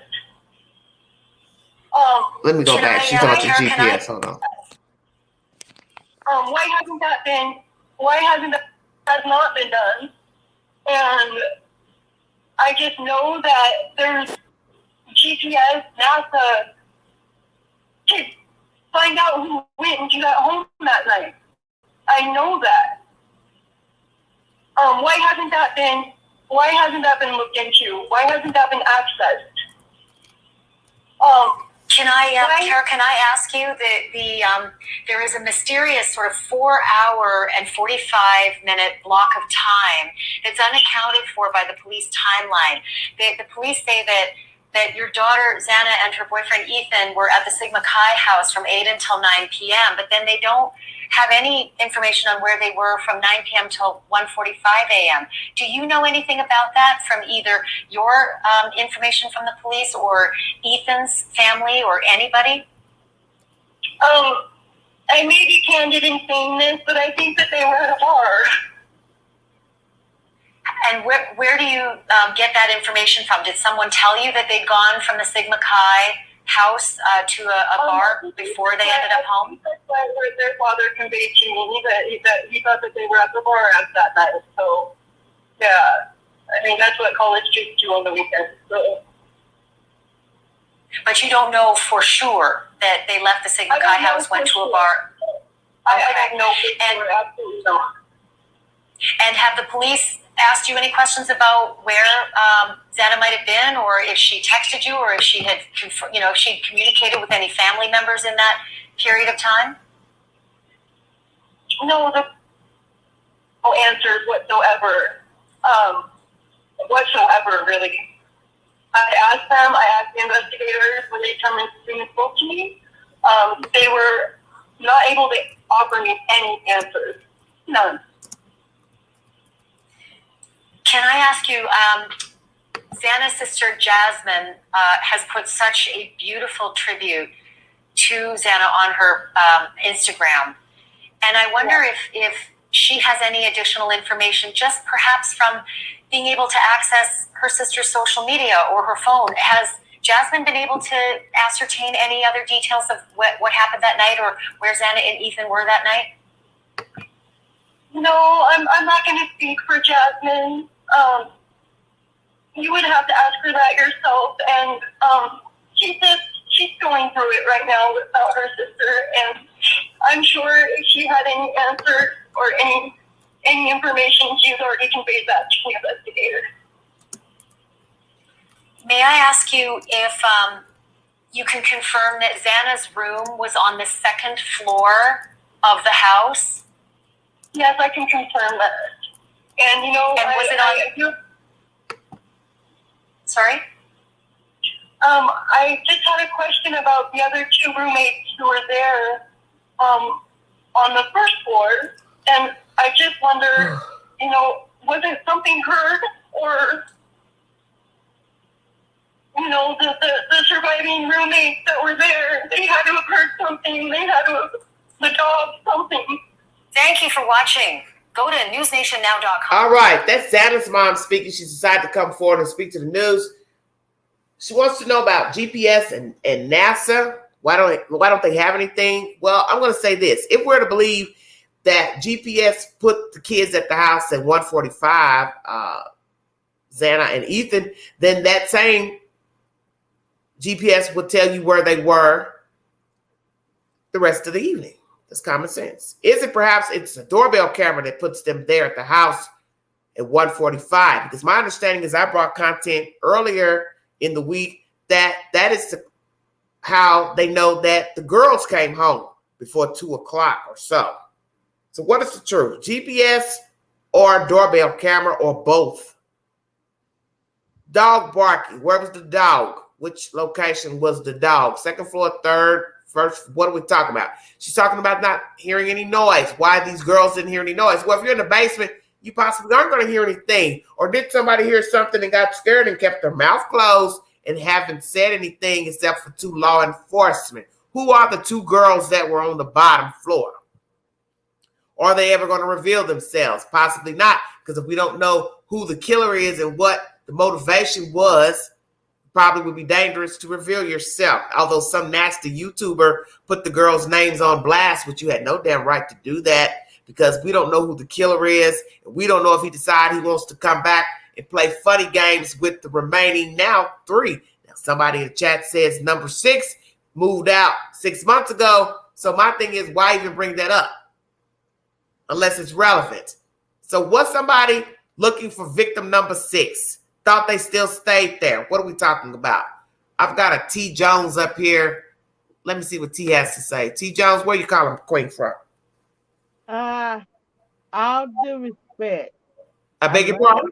Wait, where you calling me from, ma'am? Texas. Huh? Texas? Okay, Texas. Welcome, Texas. All due respect. I've always been a subscriber, and I've always stayed in the background. I am not in a position to comment. I just appreciate you for accepting me on your platform. Okay, what I understand is, well, why did you come up, babe? You don't have nothing to say about the story?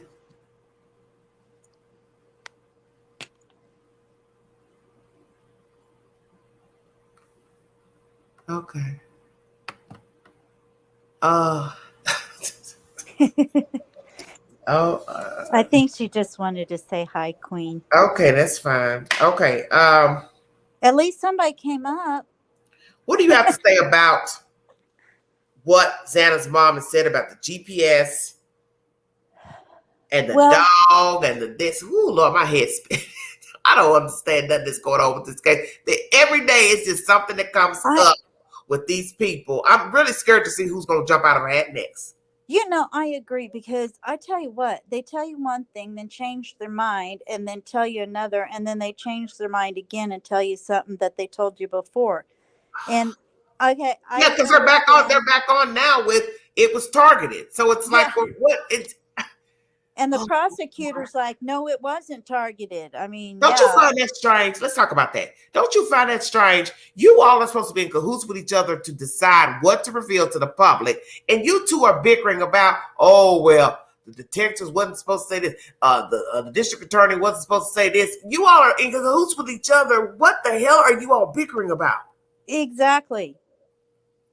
And I have to say, the GPS and all of that, I totally agree with you. But her thing about NASA and using the satellites to find them, that they don't have time to do that for everybody. They're busy taking care of the nation and keeping us safe. You know, they can. I mean, they can read a newspaper print if they want to. Sure. I mean, they can't bring out for every person that is in trouble, because there's too many of us that are in trouble. Well, somebody in the chat is worried about the mom. Her commentary is strange. What's strange about what she just said in this video? Please elaborate. I'm curious. Yeah, I didn't find anything strange. What's strange? What's strange about what the mother said? He's curious. 2 people are alive, allegedly. Her daughter's dead. Her friends are dead. So she's it doesn't have to make sense to you because those are not your kids. She wants to know, hell, did somebody hear something, see something? Why are they alive and hers is dead? That's why I said we need to know who these kids are. Yeah, because that's going to tell you if they were targeted, why they were targeted. Exactly. Because until you figure out who the hell these kids are or were, you're never going to get to the killer except for through DNA and surveillance. Right. And I think that's part of what the behavioral units is doing, is mapping out these children's lives to see what links in there. Exactly. So let me ask you this. Profiling the killer. Do you believe there's a profile now? Yeah, I do. What is your age limit? What is your age limit on the killer? I think the killer's No later than maybe somewhere between 20 and 30. Let me just say Okay. that. One perpetrator or more? One. One knife or more? One. Motive? Jealousy. Of what? That I don't know. Which is the target? Who is the target? I'm thinking the target might be Kaylee. Why? Because if this is a stalker attack type thing, and then Kaylee is leaving. She's graduating in December. This could have been their last time to be able to take out their revenge for not getting the attention that they craved from her. Okay, so what does it have to do with it? Because I'm trying to follow you. She's leaving. I'm mad. What are we saying? I'm saying if I was the person that killed them, I'm saying, okay, I might never get a chance to get my revenge on her again. So I'm going to do it now. So I'm mad at her because what? She's pretty. What? Because she turned me down. Because I perceived that she was in my life and loved me, and she ditched me in some way. And oh my God! So you think she's had a fling or a relationship, and that's the killer? No, I think that the killer thinks that they had a relationship. Maybe he was a friend or acquaintance. How about he Or was even somebody somebody coming to on the the house to outer party? circle. Could Yeah, it be like somebody that was coming to the house to party? like out on the outer circle that she Okay. may have never even really noticed him. He just thinks that she did, you know, looked at him, was nice for something, you know, thank you or whatever. And he just assumed, like with these stars and everything, that they Yeah, I had a understand. Fascinating, relationship. fascinating.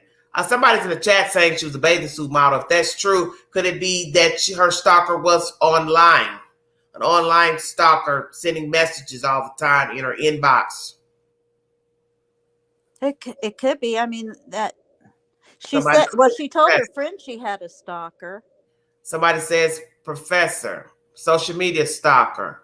Oh, I know who you're talking about on the professor. You're talking about the one guy that got. That spoke about her being a student. I thought about that. I didn't dwell on it, but the point is we don't know. Right. Yeah, I think it's somebody on the outskirts of the group that never quite got into the group. Deborah says the girls locked their door on the floor because they heard a commotion. Ellie early on. I hadn't heard that. So was there something that was going on in the house? I thought about that too. That's a part of my commentary too. Is it perhaps, let's go here. Is it perhaps the girls on the first floor did hear something in the house, vaguely sleeping, whichsoever, mind their own business, and never got up to open the door to see what the hell was going on up on the second and third floor? Somebody said they might have thought, you know, they brought some people home and continued the party there. But let me say They this. could have. See, that's the whole thing. We don't know any of the victims. We don't know who brought somebody there. As I just told you, who's to say it ain't the girls who were living? And they brought somebody home.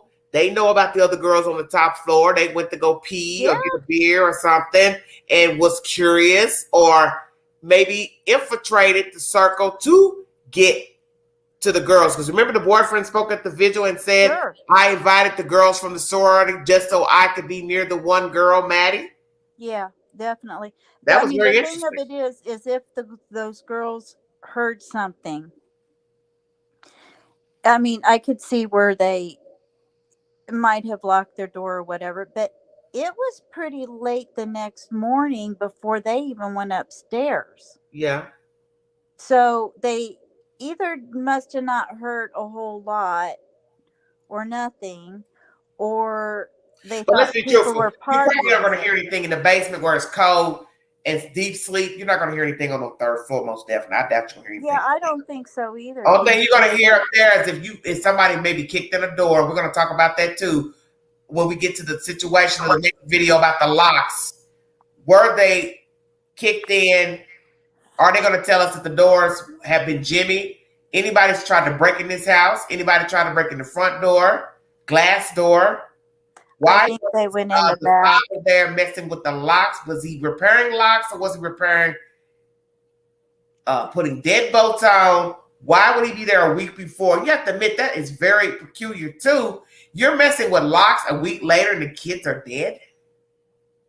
Yeah, it is very. I think they went in the back over there by where the trees and stuff are through that window. That's what I think.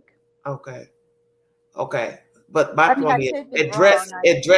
we're going to talk about the locks because there's something there about all of that. So let me I do the might not locks, have heard it. and then I'm going to give my commentary pertaining to this next information from the mom. Yeah, Dad, I might not have whoever. heard it yet. So Well, I'm getting ready to tell it now. Good. Dad of Idaho victim worked on locks weekend before murder. Mom says this is Miss Banfield on News Nation. Thank you all so much for joining me. Hold on. This might be the clincher to the story because this will lead you to think somebody's been wandering around and fumbling with the girls' doors or front doors. So we need to get an understanding of what exactly was the father fixing. That's why I hate these commentaries because Banfield acts like she don't know. You should have asked somebody, what locks did he fix? What did he do exactly? Exactly. Because that's going to put a new spin on it because you have to ask yourself the obvious. What are the odds of fixing locks one week and dead people the next? Right. That's too coincidental to me. Yeah, I agree. That is weird. Kara, she just joined us on the telephone with her thoughts about what has happened. Clearly, she is in the dark, almost as the rest of us are, about the details of this case, why the police think it's a targeted attack. She did say she believes the kids in the house were targeted as opposed to the house itself. She also said something very significant that none of us knew before, and that was that her daughter, Xana, likely had a lock on her bedroom door. Her mom believes that her bedroom door had a lock. And she also said that Xana's dad, Jeff, had just the week before this murder been at that house to fix a lock. Whether it was the lock on the bedroom door or an outside door to the house, that's unclear. But Xana's mom knows that Xana's dad had fixed a lock at that house just the week before. I want to bring back in Brian Enton, who has been on this case. Brian, see the photo on the screen right now. On the left-hand side is an image of an inside lock on a bedroom door in the basement, in the lower floors. And the person who took that picture was the former tenant who moved out in 2009. And he told Fox Digital that his bedroom door had a coded lock, and that's the photo of it. He said every bedroom in that house had a coded lock on They it. changed that. 2009 is a long time ago. Side, that's a recent picture from social media of the second floor bedroom across from the kitchen. And you can see that does not appear to be, at least in this picture, a coded lock. So it's possible that in the last 3 years, some of the bedrooms may have actually changed. But it is quite a development to hear definitely that Xana was on the second floor and that her mom believes she had that lock and her dad had worked on it a week prior, possibly. Yeah, I mean, that's the first time we've heard that, Ashley. So you know, I'm just trying to think this through here. A different lock, you know, is that a reason that the killer was possibly able to get into the room? Certainly possible, but just heartbreaking. I was listening to your whole interview so closely. Just heartbreaking to hear that mom speak for the first time. Very similar what she's saying to Kaylee's parents, who I spoke to a couple of hours ago. Just frustration that they don't have information. And frustration that you know that they say the police you know aren't keeping them updated as frequently. So that is something that is new at this point. You know, obviously, Brian, tomorrow is the 3-week mark since those kids went out on a Saturday night, like all college kids do, and had a great time and got home at a pretty reasonable hour, you know, for college kids, 1:45 in the morning. And I'm sensing as well from the Gonsalves family, and I cannot imagine the pain that they are suffering, especially since they've been left in the dark. But they are starting to, their patience is giving way to frustration. It seemed pretty clear. Yeah, absolutely. I think that they, I mean, you heard what they said. I mean, they don't understand. Their main frustration tonight seemed that they just don't understand why some of the people are being cleared. They want to know what the Oh alibis wow, are. They're like, is it interesting. just a friend who said I saw them? I mean, they want to know what the crystal clear alibis are of why some of these people were cleared. Something else interesting, Ashley, because I heard Xana's mom bring it up, and you asked her about the stalker. I got some clarification tonight about that from Kaylee's family. They actually don't know of a specific stalker or that she was being stalked. But they did say something similar to what Xana's mom just told you, just that, you know, these were very, very pretty girls and that it wouldn't surprise them if there was a stalker or people, men following them around. But they did not know of a specific person. Well, that's fascinating because the police said in a news conference when a reporter asked, where did you get the information about the stalker, to start with? The police said it came up in interviews that they've been conducting. They didn't say who in the interviews told them that Kaylee had a stalker, but Kaylee said Steve has revealed that Kaylee told her dad, Steve, that she had a stalker. So I'm trying to figure out if it was Steve who brought that information to the police and they've not been able to corroborate it, or if someone else brought that information to the police and Steve could corroborate it. Is that still unclear? So I think there was confusion along the way, is what her parents told me.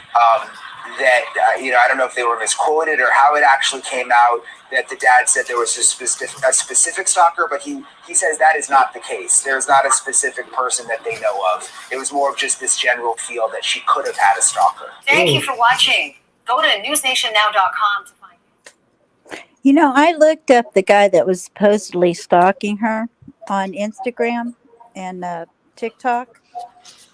He had some very creepy posts. He had a lot of it. It was Slow down. Did she mention a name, ma'am?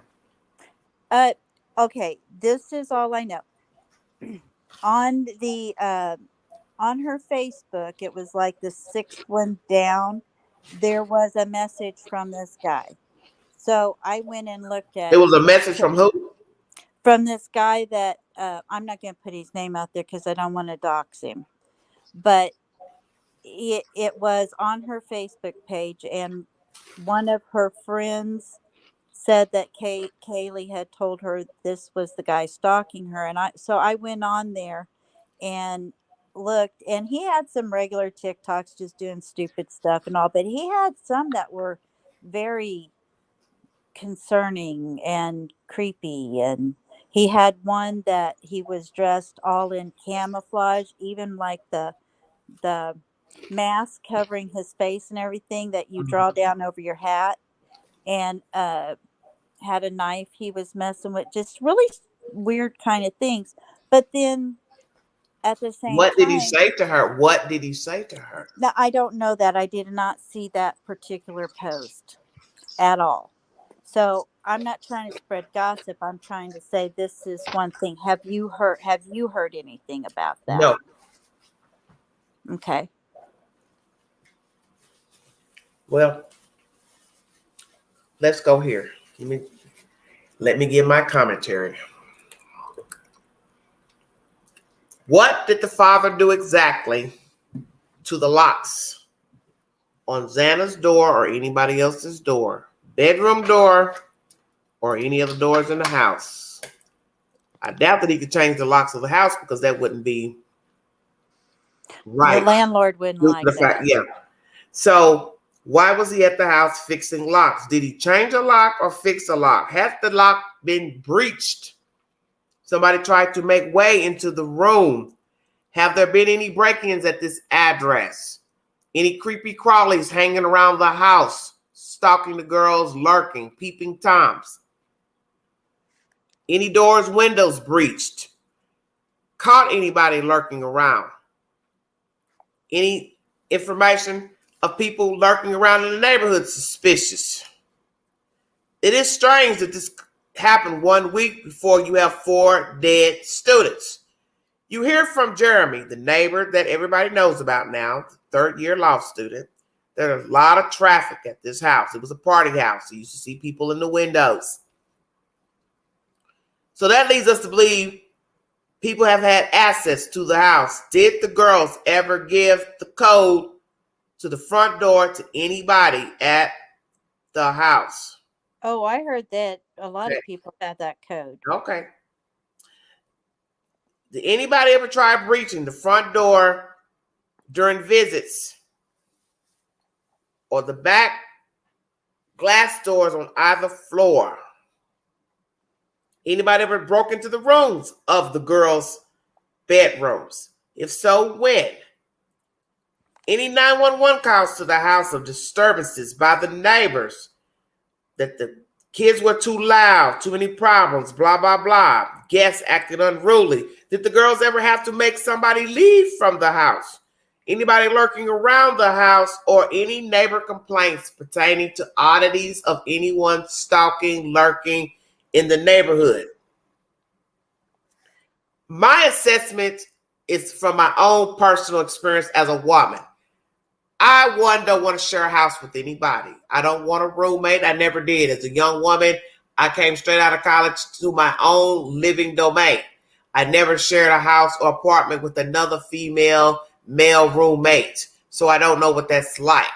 I stayed in a dorm in college, but I personally, due to who I am and my personality, I never wanted to be in no apartment with anybody. It is dangerous to share a house with a bunch of people because you're assuming you know them. But what you don't know is you don't know them, and you don't know their friends and friends of friends and people coming and going. Once you give somebody access to a house, all bets are off for safety reasons. This is common sense. So these girls took a chance anyway to be in a house knowing these people are going to have friends of friends and so on and so forth. 2, having parties. That's dangerous. The fact You that are you don't have correct. locks on your door should tell you you were in a dangerous situation. Maybe nothing jumped off in the short time y'all lived there, but it's common sense. You put a lock on the door for a reason because you knew that there would be people roaming the house at some point that you did not know, and they could easily come inside your damn room. That is dangerous. Let's talk about going to the restroom. Each floor has a separate restroom. You're not going to lock your door to go pee, take a you-know-what shower. Dangerous. Somebody's there visiting somebody else. There's a party going on. You go to the bathroom. You don't think to lock your door. Who knows who's going to be standing outside the door of the shower and your bedroom? This was a bad setup from the beginning. Who are these girls? Or who were they? Excuse me. Were any of them involved in anything illegal? Anything as far as escorting? Do not want to shame anybody or say anything negative, but we have to be honest.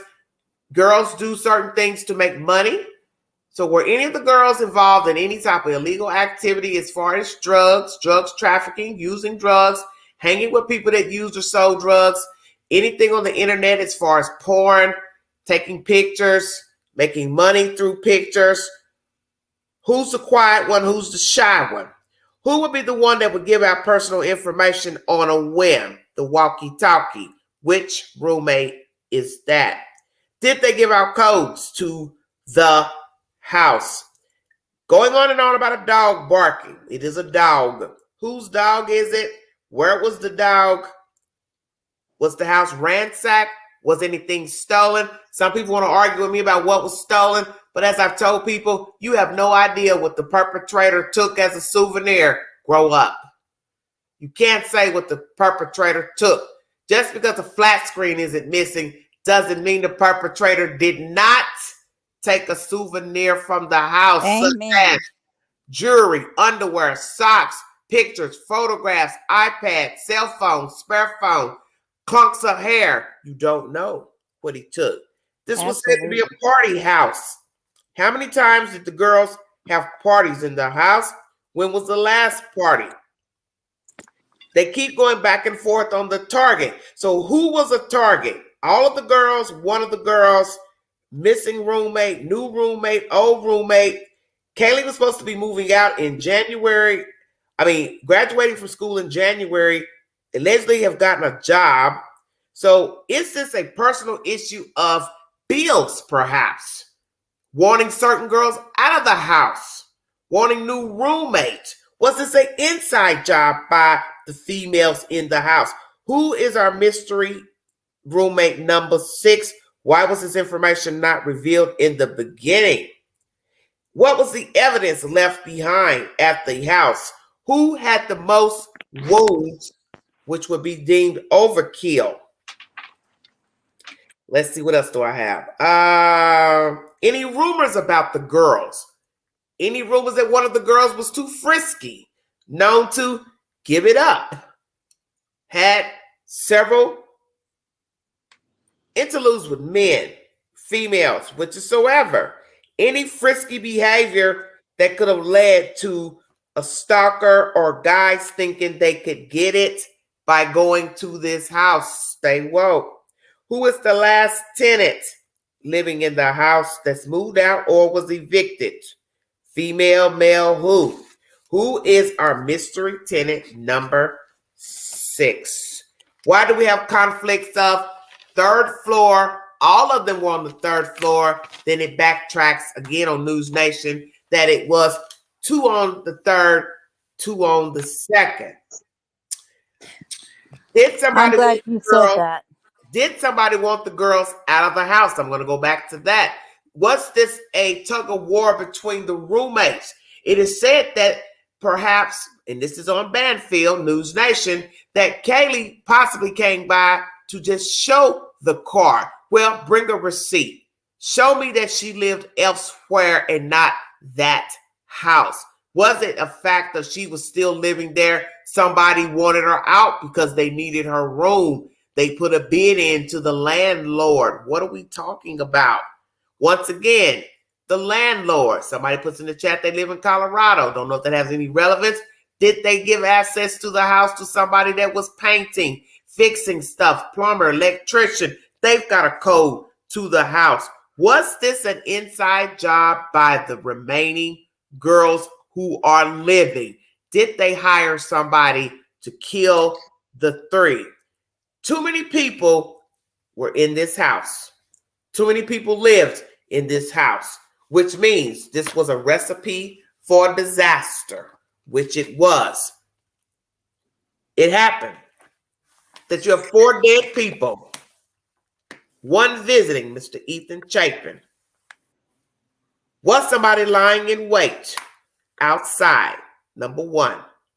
Who was the target? Were they already in the house when the children returned? Did somebody allow somebody to come over in the wee night? They fell asleep and their so-called associate went into the house, rummaging around, stalking the women to kill them.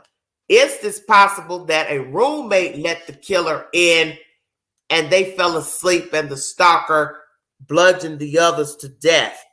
There was no privacy in this house. You could not engage personally except for in common areas.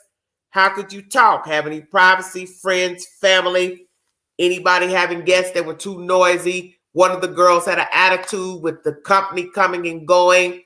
Were any of the girls alienated from the other girls? Was it an issue of jealousy amongst the girls? Wandering off when visiting.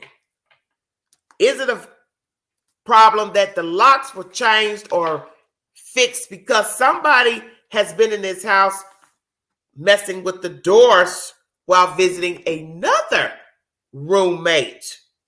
Has one of the girls been physically, sexually assaulted in this house by a guest of another roommate or during a party or somebody giving the code out? Scholarships for Ethan was brought up. That is a normal thing to do, to put in a scholarship of a dead person. I don't think that this has anything to do with the case. Miss Lady V. Yes, ma'am. I totally agree with you on everything you said. I have never lived in an apartment or anything like that for the same exact reasons you stated. Mm-hmm. And I I love the questions you have. Yeah, You because I would have be neighbors. really good I have at neighbors. I have interrogating. neighbors now, and the first thing I thought is, where are all these fucking cars coming from? All Yeah. this damn traffic. Because what I have to tell myself is the obvious. I don't know these chicks. I don't know what they got going on. Some shit pop off. I don't want to be involved, and I don't want to be a victim because of your riffraff ass company. And that's no disrespect to young people, because I've been young, but I have never lived like a lot of young people. I never trafficked people. I never had people running in and out of my house. I never had a trap house. I never had parties in my house. I was not your normal young person. Do you see where I'm going? Oh yeah, no, I wasn't either. And that's why I live in the country, because I don't want to be, I want room around me where I'm not like inundated with people. It's just too much to keep track of. You know what I mean? It's like you said, what are they doing? Who is that? Do I need to Somebody says a go in? woman killer. Do you believe this is a woman killer and people don't want to accept that perhaps a woman killer overpowered a grown, tall guy? Ethan's a tall guy. He's a triplet. Could a woman have overpowered this man? They won't. Well, yeah. I mean, okay, to answer that question real quick, you got the Manson family, right? Those girls were vicious when it came to stabbing. Those girls, they they were able to take on anybody they wanted. Who are you speaking of? I'm talking about at the Sharon Tate house with Charles Manson's girls that went there that night. Mhm. That proves right there women can definitely overtake when they want to, especially if the person's surprised. Well, let's You know, go there. Were there any men with the Sharon Tate murders? well, there were a couple, but the girls did most of it. Okay. But the thing of it is let's say, because I have wondered if it's a woman myself, and let's say it was a woman, and this is what I think. I think the person went to the third floor, and he or she did what they did to those girls, and then Ethan and Xana heard something as the person was coming down to the Mhm. second floor, and Ethan got up. Ethan opens the door, and a woman could attack right then because he's caught off guard, and then fought off Xana and won. Because allegedly he was found in what? The common area of the kitchen. Mm, I just heard he was found on the floor. I didn't Okay, know. let's just say he wasn't in his room. He wasn't in the room with the girl. Right. He So was that means outside he of the was room. up. So that means he was up then. Yeah, but he could have just walked out and this Well, I'm person just came saying, from but he was nowhere. up. But he was up. You can't be in another room if you were asleep. That's what I'm saying. Sure. I don't believe So they were. whatever reason he was up, who overpowered that big ass boy? That's a big boy. Yeah, he was big. I don't know. But there are women out there that can do it. I mean, it's like you got a chat right here that says, Jodi Arias, she did Yeah, it. his defenses were down. He's in a shower naked. I don't see you coming, such as my back is turned. You come and start stabbing me. My back is turned. I've got to now try to fight you off and get out of that cubby hole of a shower. Well, yeah, but we don't know where Ethan was. Well, that's And what I'm saying. So I he could believe have he just was came out to get a beer or a soda pop, and then they right. just came out and started stabbing him. Or he could have just, opened the bedroom door and stepped out just a couple of steps and was waylaid by the person then. I mean, do you know where he was found for sure? I only heard the floor. I thought it was right by in the bedroom out there in the hall. Well, Is I what still my believe the brain reason was why saying. nobody wants to believe that it's a woman, because Ethan is the issue, because he was a man and he was a tall guy. I think that's the No. reason why nobody wants to believe it's a woman. Yeah, no, I don't think that. No, I think that if you caught him off guard, yeah, I think you could But take that's him. the point. If it's late night, people are sleeping, groggy. That is when a person's defenses are down. Is when they're asleep. Exactly. Because think about it, when you hear something and you wake up and because you heard something, your brain is not kicked in well enough yet. It's still foggy from sleep before you can really figure out Exactly. what it Yes, was that's the you situation. heard. Somebody in chat says, did somebody knock on the door? taken by surprise. Could be. Could be. Yeah, but Let I me say haven't ruled this. out a woman at all. Let me say this. Were the doors locked to the rooms? Bingo card. Because when you don't have your own restroom in your room, you get up. You want me to believe in the middle of the night, I got to pee. I'm getting ready to lock that door back to go pee? Yeah, I agree. This You is when get there's a lax. problem with this house. It doesn't even matter about a damn lock on the door. In the middle of the night, you got to urinate or boo-boo. You are not getting ready to lock that door and then go to the restroom and then come back and unlock your bedroom door. Who's going to get up in the middle of the night to look for a key? Stay woke. Yeah, no, I agree with you completely. So see, this is where this is an issue, because I'm going to say they probably didn't even lock their doors. Who is the most responsible roommate out of the 6? Who's the one that's fly by night? Who's the one that's flighty? This is how you're going to get to your killer. Well, yeah, and they might start out locking things when they first move in, but then you start getting lax on things because everything's been fine, so this will only take me a second or two, and then I'll go back and so you just start getting to where you're just too comfortable. Yeah, because I'm not going to sit here and believe I'm a woman or man or anybody's locking their door after coming out their room to urinate. I don't believe that. You ain't locking it to go to the kitchen. You're thirsty. You want a soda pop. You got the munchies. You're not getting ready to lock that door back. See, this was a recipe for disaster. Living in a house where you got to fucking lock your damn door. Yeah. Who is going to live like that? I wouldn't have. I don't even know why I'm not trying to be disrespectful to the dead. I would have never set up a situation like this. Because one, you're talking about trying to find compatible people for one. That's first and foremost. To live in the house together. So then you got to ask hold on. Who was the first one to even go in to be a roommate at the house? And also, we're talking about girls here. Girls notoriously don't get along all the time. No, they don't. They can be vicious. Because this is what I told everybody about the picture of Kaylee holding Maddie up on her shoulders. Ethan in the picture, Maddie in the picture. 2 other roommates, I'm assuming are the roommates on either side of them. Who's the one taking the photos? Stay woke. That's a good question. Yeah. See, I pay attention to the details because that would lead me to roommate number 6. Or they could have used one of those, had a phone over there and then used one of those automatic snappers to get it to take a picture. Yeah. Yeah. Or if somebody else took the picture.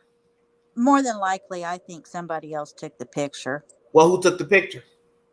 I don't know, hun. That's the question, right? I'm really enjoying visiting with you. Well, thank you, honey.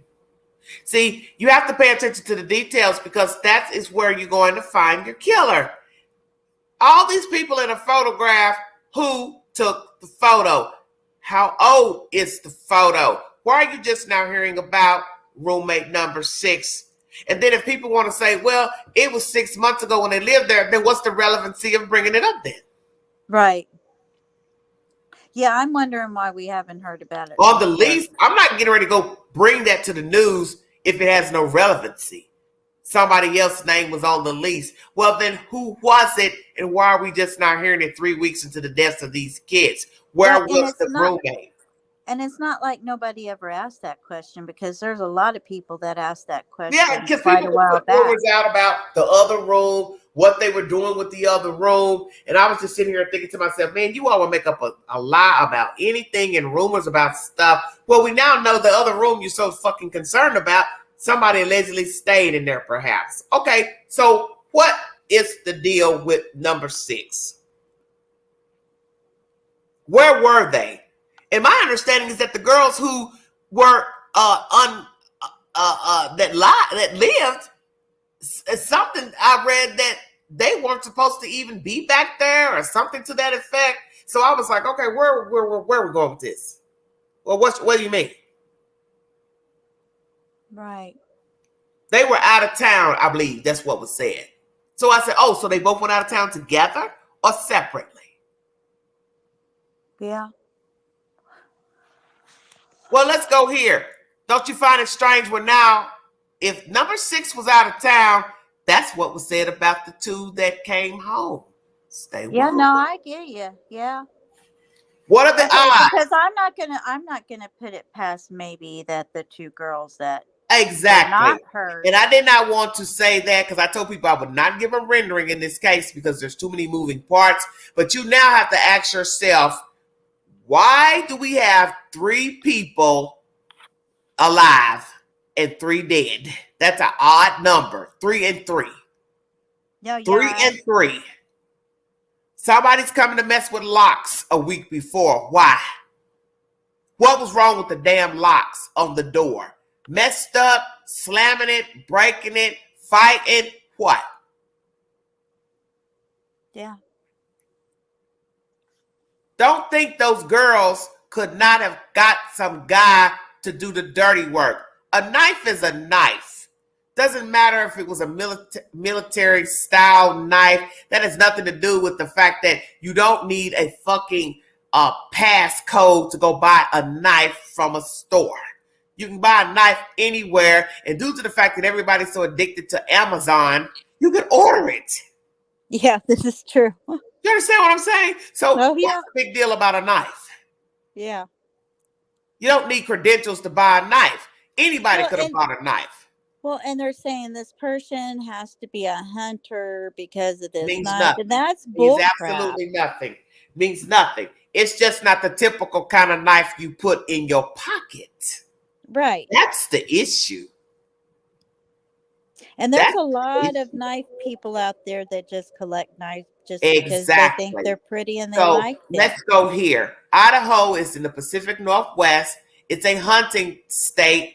Perhaps it is a person that hunts or likes knives, has a fascination with knives, whichsoever. Who is he? Where is the knife? You've mentioned the fixed blade, which you should not have done. He's probably thrown it out or hidden it. Yep, it's funny what they mention and what they don't. Somebody said they showed pics of girl number 6 and her profile with pics of the house all over her profile. What are you saying? What?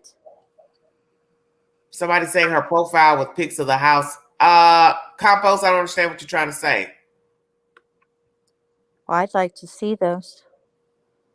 Well, the reason why you shouldn't be putting these people's names out there is because we don't know the killer and we don't know the motive. Exactly. It's dangerous to put somebody's name out there if indeed they were the intended victim and not the other girls. And the person just got mad because they couldn't find the one that they wanted. Did that ever occur to any of you? They weren't the intended target. The motherfucking ones that were gone is the ones they wanted. Or this person could be completely innocent and you're doxing them and it could change their lives forever. I mean, people are too easy to put people's names out there. Well, I don't want you putting their names in my chat. Do not put their names in my chat because I don't know who the killer is. I don't know the motive. I don't want anybody being stalked or doxxed on rumors when we do not know the motive and who killed the kids. These kids had too much going on as students. You don't know who they were talking to, who they liked, who they pissed off. Let's go there. Did one of the girls piss somebody off? Said something rude, said something nasty to him on social media, said something nasty to him at the job, in a classroom. You don't know because you don't know the victims. Don't get eyelashes and makeup confused with a nasty ass disposition. Because what will be interesting if we find out one out of those 4 was not so nice. Right. Well, you know, and people got really upset with Joe from the Grubhub truck thingy because One that gave the food away? No, the bigger guy. He looks like he's Hawaiian or something? Yeah. Anyway, people were all over him because he said, ooh, just because he said, ooh, because a drunk person rubbed up against him. And Well, kept maybe he's bumping not a into heavy stuff. drinker. Maybe he doesn't like women who are intoxicated. Yeah, well, he's like, somebody that's drunk and, is bumping into you and kind of brushing against you and stuff. It is ooh. And it's like that poor guy. JLR, he needs to grow up. He's a pussy. He's a pussy footer. He acts very feminine. And I don't appreciate people just put random people on blast that you don't know anything about. Right. And You this have no guy had business putting these people names out here that you don't know anything about them. You don't know their relations to the victim. You don't know anything. You're just doing that shit for clicks and views. You'll get somebody killed putting their name out there and don't even know what their role is in the storyline. I don't do that. And I don't like that. And I don't go dig up people because that's not the type of network I run. Right. Like this guy had to come out and make a statement, about him saying ooh. And now people were saying, oh, he was guilty or whatever. This is why you don't that talk. person's This is life, why you don't talk. This is why Yeah. you don't talk. that person's life will never be the same. There'll always be somebody that thinks they had something to do with it, and See, he's let me say perfectly something. innocent. Let me talk about both of them. I watched his video. I played it on my network in the short. It's too winded. Stop talking. The fact that he says, I'm only going to address people that say stupid stuff. You're giving these people ammunition to dox you and stalk you. Don't say nothing. You never had to come forward. You said you went to the police department after they never called you. That's all you had to do. If these stupid motherfuckers want to run around here and put your name out there and people want to get in your inbox, this and that, all you had to do was block them or change your profile name and keep it moving. When you start responding is when you are summoning the devil. Same thing with the Jeremy dude.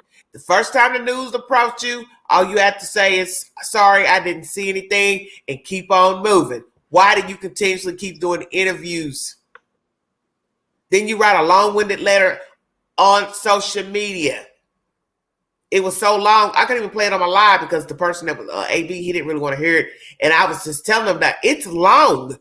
That makes you look crazy because people are wondering, why do you need to write a 4-page letter to say you don't know anything? Right. Then you start talking about hunting and when the last time you went hunting and this and that. You don't do that. They're already gossiping about you. You don't give them no ammunition. Yeah. I don't understand why young people and regular people can't understand that about social media. You have to know when to be quiet and not respond. This is a murder investigation. You don't owe random people an explanation for why the hell you were standing at a grub truck buying food. Why do you feel the need to explain yourself? I wouldn't. Well, because people were trying to say that they were guilty. I mean, so I understand not giving out information so people can make it even worse. But when these people feel like they have no choice but to defend themselves, that's sad. Well, it is, and they don't get it. The more you talk, the worse you make it. Because you're going to slip up and say something that people are going to be like, oh, that sounds strange. Yeah. And he did what? Because you won't shut up. Stop talking. I'm not getting ready to sit up here and write 4-page letters to anonymous people about standing at a grub truck buying food. If that's the case, everybody out there should be writing a damn letter of why they were there buying food. True. You all are picking who you want to say, oh, I think he's a suspect. Oh, I think he's a suspect. My thing is, you wouldn't have known none of these people had the grub truck not had surveillance. That's the point. You wouldn't know anything about Jeremy living at that house had he not lived at the house. You see where I'm going? Yep. You all are feeding into the rhetoric. You don't feed into it. I don't care if somebody walks up to you with a news camera and asks you or a microphone and say, hey, did you hear about the girls that died over here and the guy that died over here? You don't have to respond. You could have just said, no, I don't, and keep it moving. They'll know, okay, we won't bother him anymore. That'd be the end of the story. But when you started talking, then you giving explanations. Oh, well, I feel bad and I'm a people pleaser. People are going to interpret it how they see fit. But I don't believe in explaining myself to some random person about living next door to where some people died. Because they will take that and turn it on you, and that's exactly what they did. And then he just kept talking. I'm telling you, the explanation he gave on social media was so long. Another YouTuber was reading it. I was not about to go find it to repeat it because that's how long it was. And it was like, you're making yourself look bad because you should not even be explaining yourself. Yeah. Yes, and some people are going to think he wants 5 minutes of fame. And then the first thing somebody's going to say is, why would he want fame off the deaths of 4 people? True. You're a law student. You should have more things to focus on than doing interviews with the news. Unless you did have something to do with it. And that would be even more scary if we find out that he did. I'm not saying he did, but just saying. Yeah. Let me ask you something. Who is the killer? Somebody in their circle or what? I think I asked you that already. I think it was on the outskirts. Somebody on the outskirts of the group. Several people on my panel have said the killer does not live in Moscow. So you don't think the killer lives in Moscow? I think he might, but like, I just think he's like on the outskirts of the groups without actually being in not it, the but group. thinking I he mean is. in the town. Where does he live? Oh. Well, I have 2 theories. One, he's either, living in Moscow, or if it's a serial killer, then coming in possibly from somewhere Which else. is it? Which is it? If he's a serial killer, why he picked that house?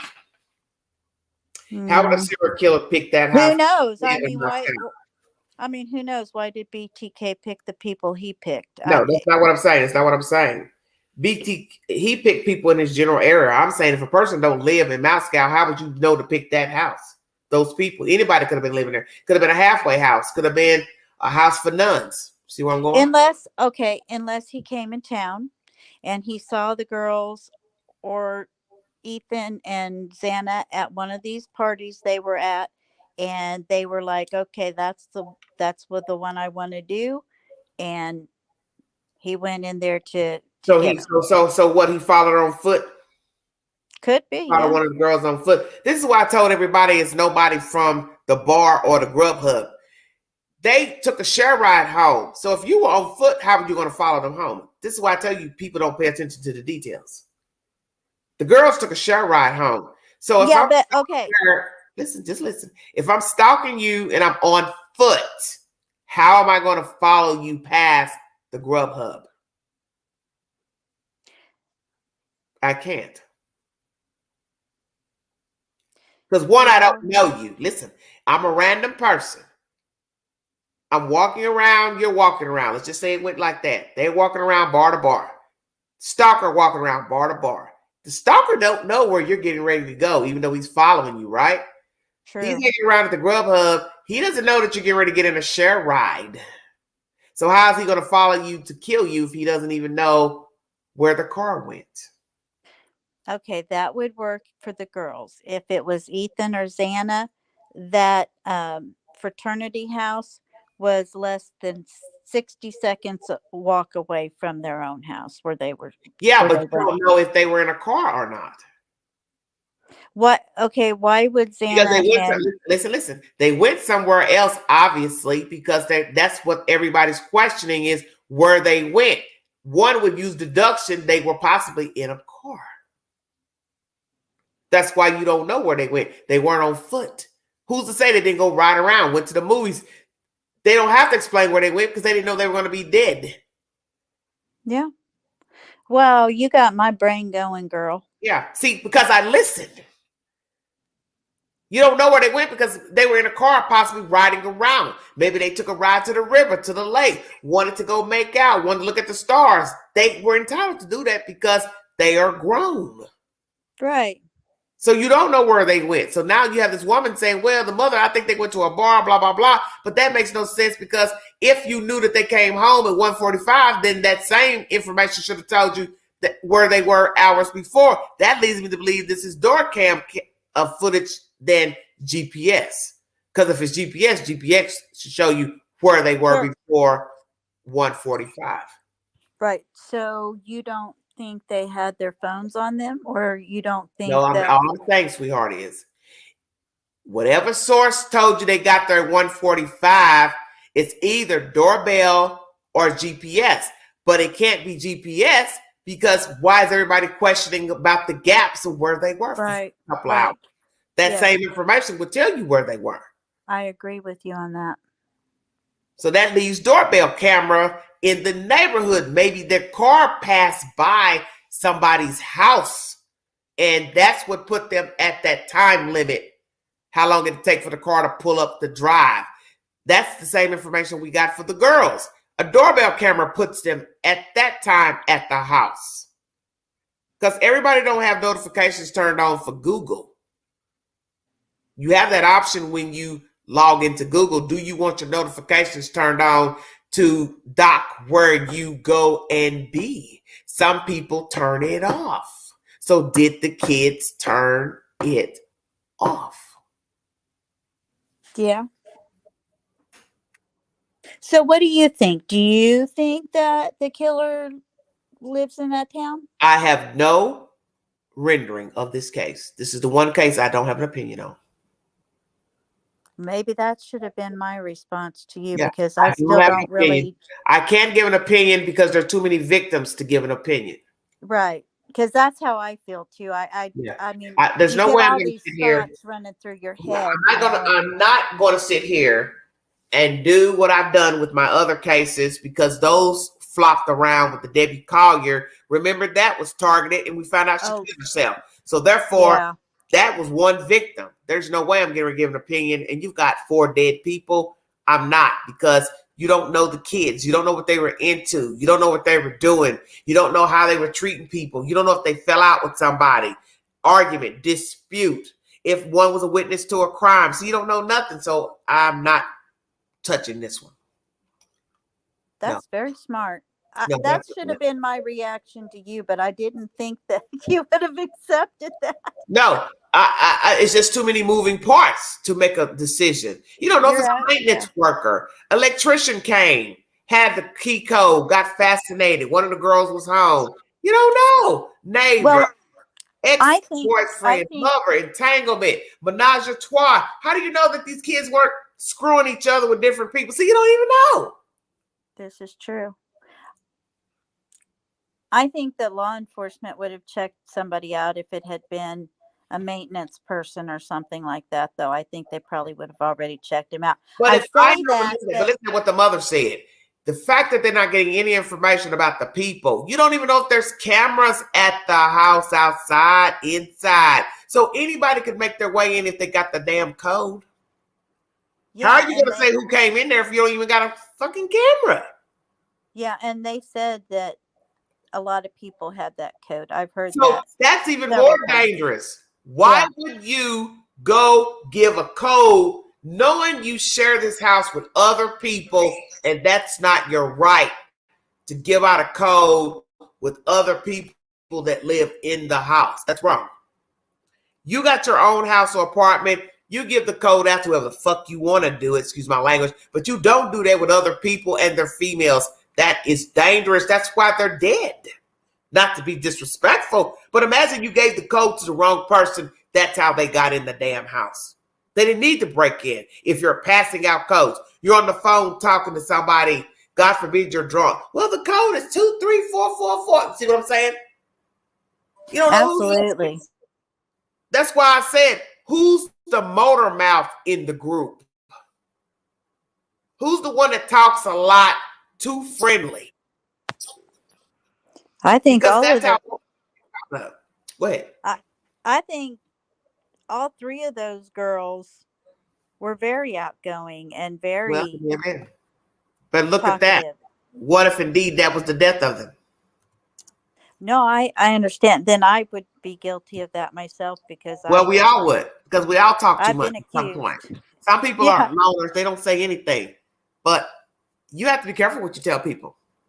Well, you do. I mean, okay, I'm thinking about this, and it's like I was getting ready to say, I'll talk to the person in front of me in line at Walmart. Oh, I've done it. I've done it. How you doing? Good morning. Nice hat you got on. How are you?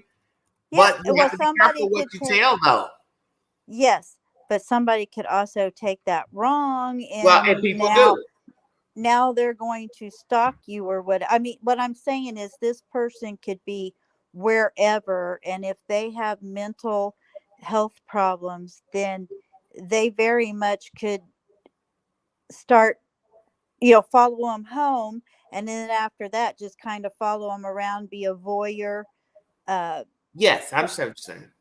you Well, know that's why I said you have to be careful what you say to people. You have to be careful talking about, yeah, I live over here on such and such street. The plumber didn't show up. You don't know who's listening to that information. yeah, you're You right. start talking about how many girls live in the house. Oh, we all get along. Oh, we don't. You don't know who you are speaking to.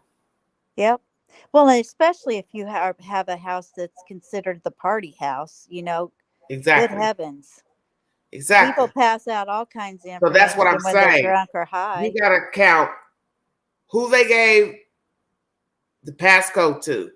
Did they give a key to anybody to the room itself? Bingo card. Because if there are no passcodes on the door, which they just showed you a picture on here, there was no passcode on one of the doors inside of the house, and that means it had a regular turn knob and no lock. Did somebody give somebody a key to the lock of the room? See, you don't Right. know. Or it might not even been them that gave the key. It could have been one of the roommates from the last people that moved in, or the people before that. The girls could have given somebody a key, and this guy's thinking, oh, well, I have a key, I can go in there to that room. You know Yeah. what I'm saying? Yeah, I'm just going to be truthful. The fact that the girls have to have locks on the doors, which we understand when you're living with different people, for trust issues and security, you want to have locks so nothing comes up missing when they invite friends, company over. That's just common sense. But I'm saying I personally, as a young person and even now a 51-year-old woman, I do not want to live in no place where I have to lock no damn bedroom doors. Because just like whether I live in an apartment or I live in a house. If you live in a house, you know who's coming in and out of there to decide what to leave out. You live in an apartment, you know what to leave out and hide in case you have to have maintenance work come fix or repair something. You understand what I'm saying? Or you're gonna or you're gonna have landlords coming in and out of Yeah, there but all the my time. point, but you know the rules. If Right. you are living alone in an apartment and or you own your own house. You live in your own house, 9 times out of 10, you'll leave stuff out. When you rent, you know not to leave stuff out if you're going to be gone from the house and need somebody to come in and do maintenance work. So you don't even know if a maintenance worker has access to the damn house. Common sense will tell you he will. How's he Yeah. going to get in to fix the plumbing, a door broke or the sewer backed up, whatever? He has to have a code to get in. Right. Absolutely. We're in desolate times. You can't trust people. It doesn't matter if it's a frenemy, enemy, boyfriend, girlfriend, new friend, old friend, somebody you fell out with, somebody you argued with in a store, on social media. You can be found. You can be found. Yeah, exactly. And that's the kind of world we live in. Just like what I do up here, it's dangerous. Me giving my commentary about a crime, a person, and next thing you know, somebody's trying to find you. Well, where do you live? What street you on? And where? I'm not stupid enough to tell you nothing. Right. Because I tell people that all the time. Don't think that if I say I live in a certain place, that's where I actually live. Because I wouldn't be stupid enough to tell you I live somewhere and actually live there. Yeah. You said you're 61? I'm 51. 51. I'm 60. Okay. I'll be 52 next month. Well, happy birthday. Thank you. But you have to be careful what you say. Just like people in the community and places know me and I talk about true crime, I have to be careful the stories I pick in the general area because I could be out somewhere and somebody could say, oh, hey, aren't you that YouTuber that talked about such and such? And I could say, yeah, and somebody could blow my brains out. You understand what I'm saying?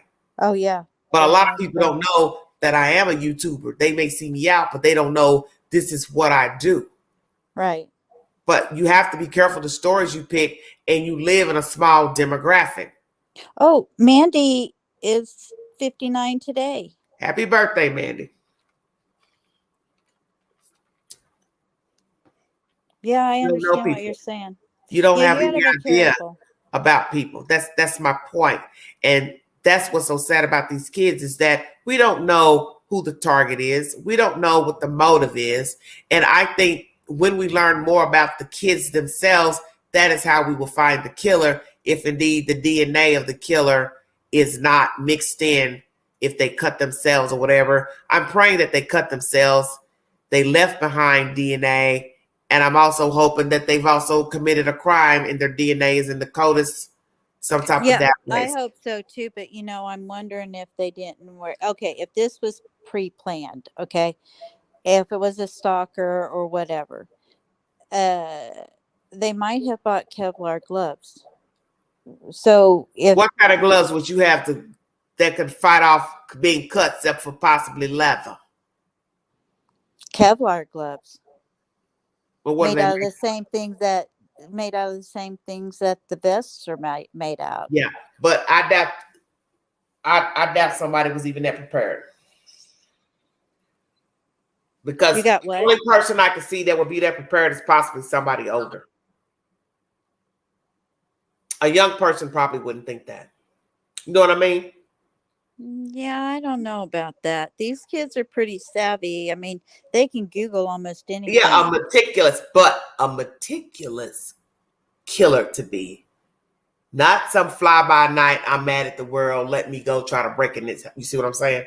Well, yeah, I see what you're saying, but if Yeah, it's the a mindset. stalker and they're planning this of I'm going to do this before she leaves on her new job and goes to Texas, they would have plenty of time to plan if So they what are knew you what saying? they're You going to believe the do. killer you think the killer knew that she was leaving? So what are you trying to say? Kaylee is the object? Why her? If Kaylee is the object, if she did have a stalker, then yeah, it could have been planned.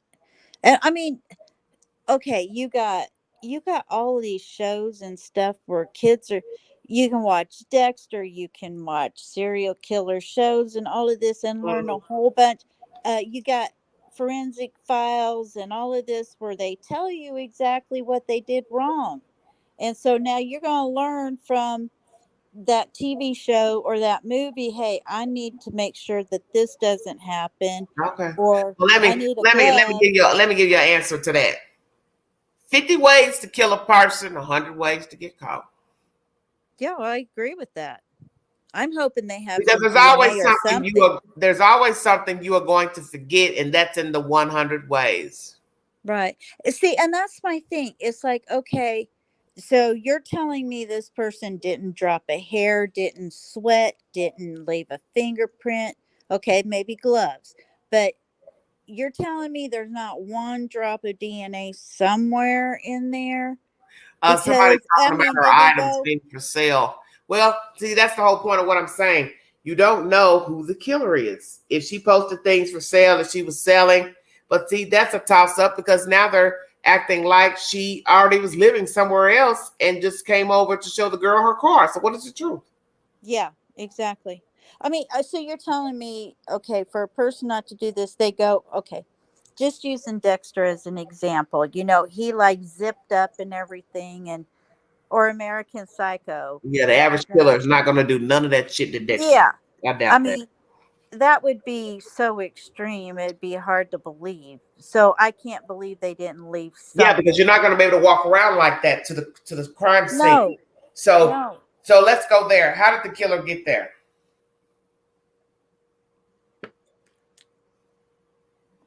I think the killer, I don't know for sure, and I can't really form I'm just any asking opinion. you hypothetical, sweetheart. Well, how do you think the killer got there?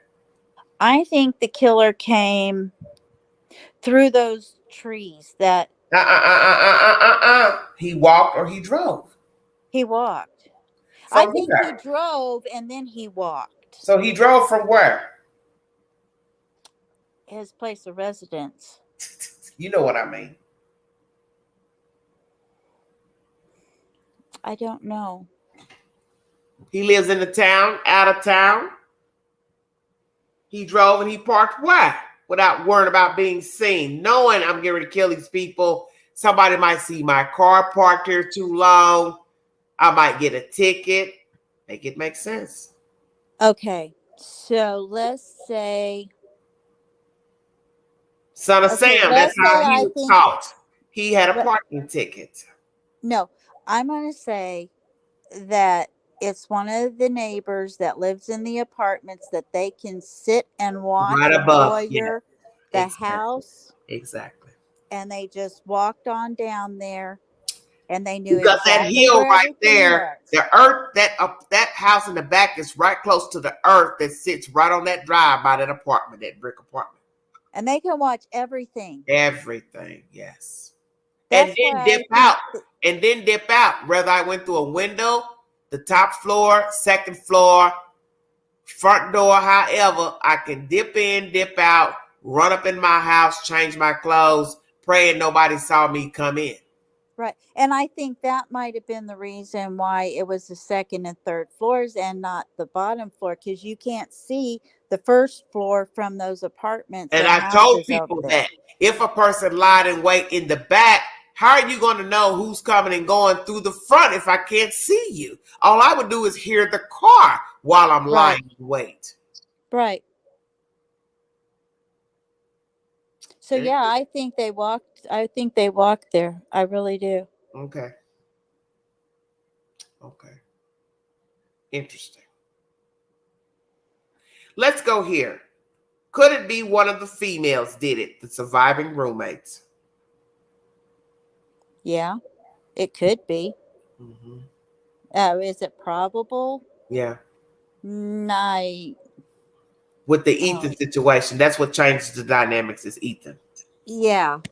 Well, for one of the other roommates that survived, yeah. Somebody talks about him washing up there. I did ask that question to my chat days ago. Did the killer wash up at the house? And how would he risk leaving out of there bloody if indeed he lived somewhere else and had to walk a block or two to his car? Did he have a car? See, you have to think about that. Why would I risk being apprehended walking out of a house bloody? Don't know if the police would be walking on foot, driving by. That's a big risk to come from a house bloody. But if they did clean up there, they're going to have some sort of DNA left behind. Yeah, but that's not what I'm saying. I'm talking about I gotta walk out bloody.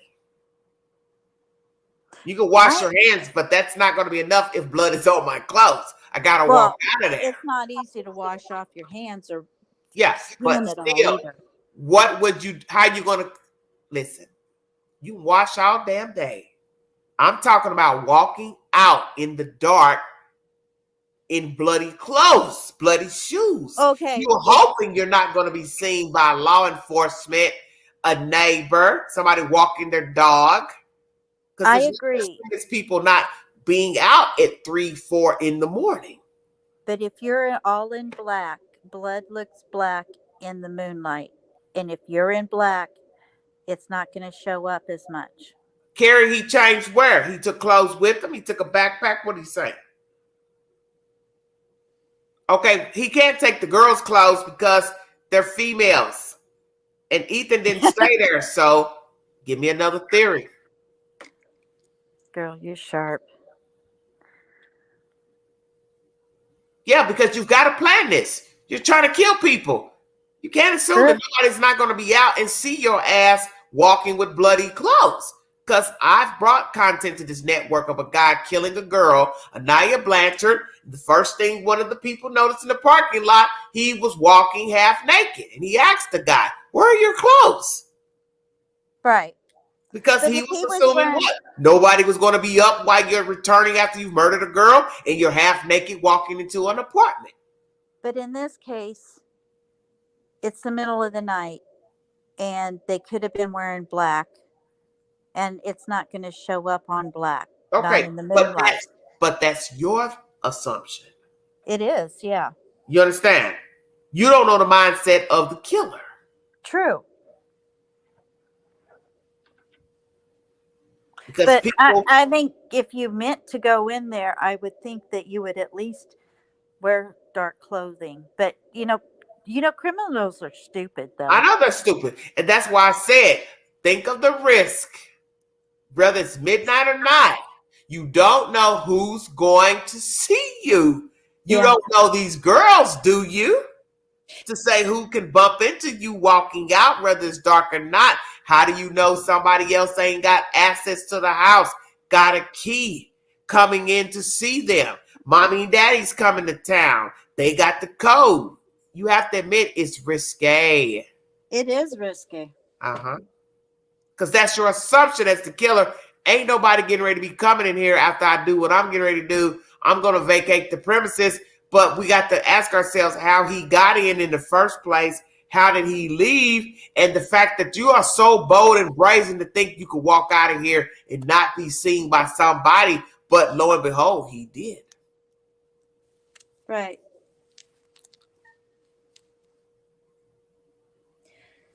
Where do you think he got in? Put his sweatshirts in a bag, garbage bag, and then walked out and went to his vehicle. Yes, he could have done that. Walked out and put his stuff in a plastic bag. I'm going to see what I think. I think he rummaged through the house. I think he stole stuff out of the house.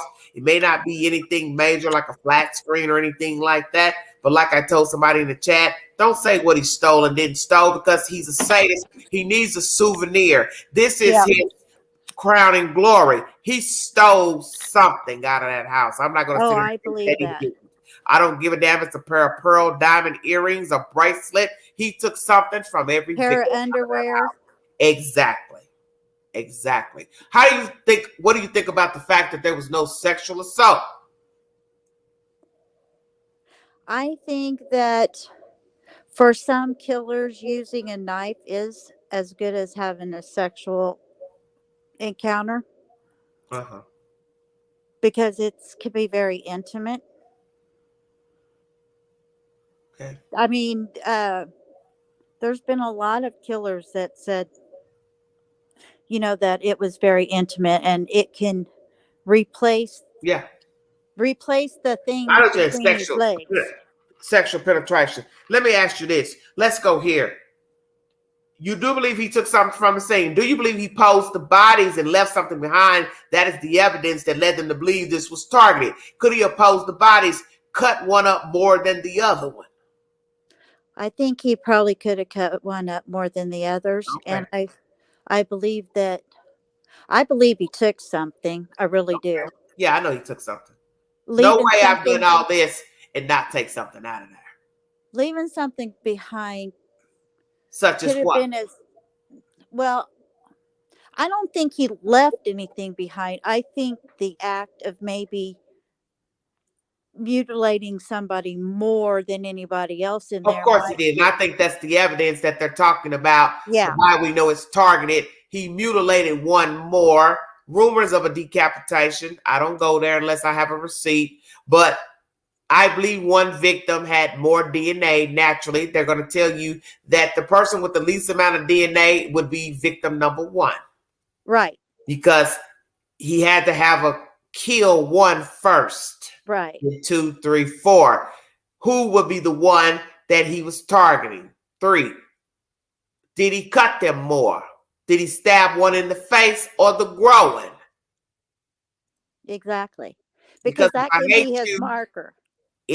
Exactly. Or Ted Bundy liked to bite. So I am wondering, did he stab any of the females in their private areas, such as the groin, breasts, or buttocks? Right.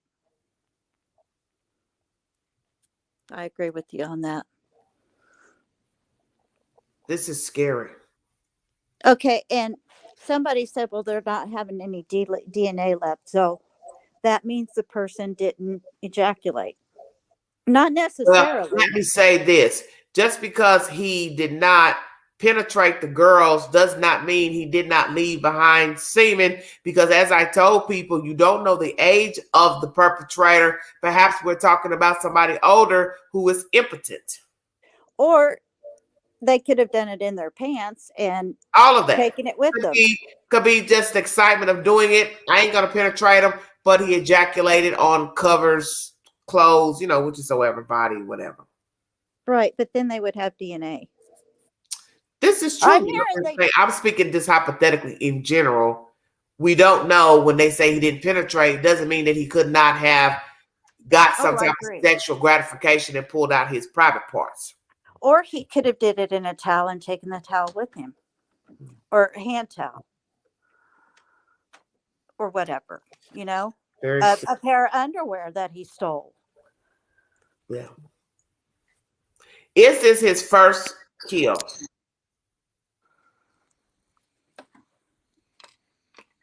Hello? Is this his first kill? I tend to say, God, that's a hard one. Mm-hmm. Okay, Is I he a believe serial he killer? had bloodlust. Is he a serial killer in the making or has killed before? You don't know. I don't know. Okay. Well, but the thing of it is okay. If it is his first kill, I think the bloodlust overtook him. The what? The bloodlust. I think he enjoyed every moment of it, and I think that if it was Carrie first, says, "Hello, sweet tea." Carrie says, "In the making." yeah, that's what I think too. Because okay, you had Danny Rawlings that his first kill, he killed 3 people. Oh, he was a trip. That son of a gun. He lied through those interviews. He just lied. Oh yeah, and we're only talking one more person, so I believe it could be a killer in the making. Mm-hmm. I mean, not a killer, a serial killer in the making. Well, let's go here. No matter the motive, random, new to girls, vengeful, jealous, he will kill again. Oh, I think so. If he's not caught, I think he will. I think he enjoyed it too much not to. Mm-hmm. I mean, if we're speculating here, then I'll speculate and theorize. I believe he's basking in the glory.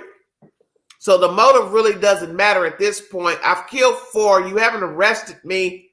I can do it again. So if if indeed it's just jealousy, envy-hearted, rebuffed, who's to say the next time something doesn't set him off? Road rage, somebody cut him off in traffic, whatever. He decides to hunt him down and kill him too. Yeah, or he enjoyed it so much that now he's going to start scoping out victims and watching them and pounce on them whenever he finally. Okay, it's like BTK. Okay, BTK, he would see somebody and he would follow them, learn everything he could before, and then he would attack them, right? Yeah. So if this is the first kill, and I do believe he enjoyed every moment of it, then whether somebody cuts him off, I don't think it'd be somebody cuts him off in traffic. I believe it'd be somebody that takes his eye and he's like, okay, that's my next victim right there. Yeah, BTK, he didn't even have a preference. That's what's scary about him. That's why they couldn't pinpoint who it was. And he would have never gotten caught had he not went and used that computer from the church. I know. Still been on the loose.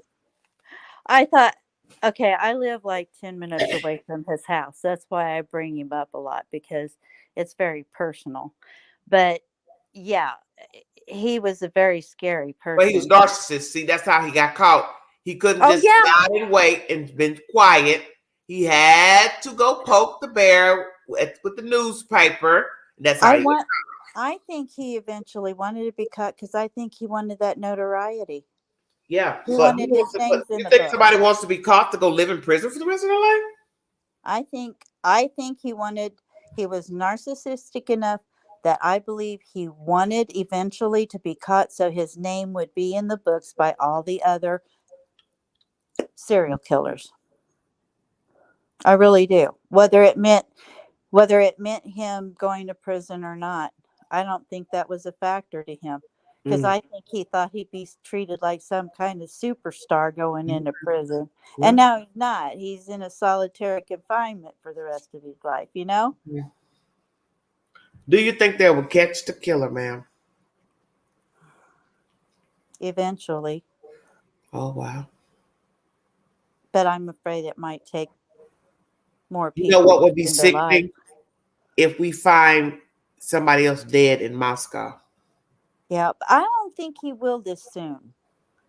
Mm. Like you said, he's basking in the glory, and he got his fix for now. It just Okay. depends on how long he needs a cooling off period.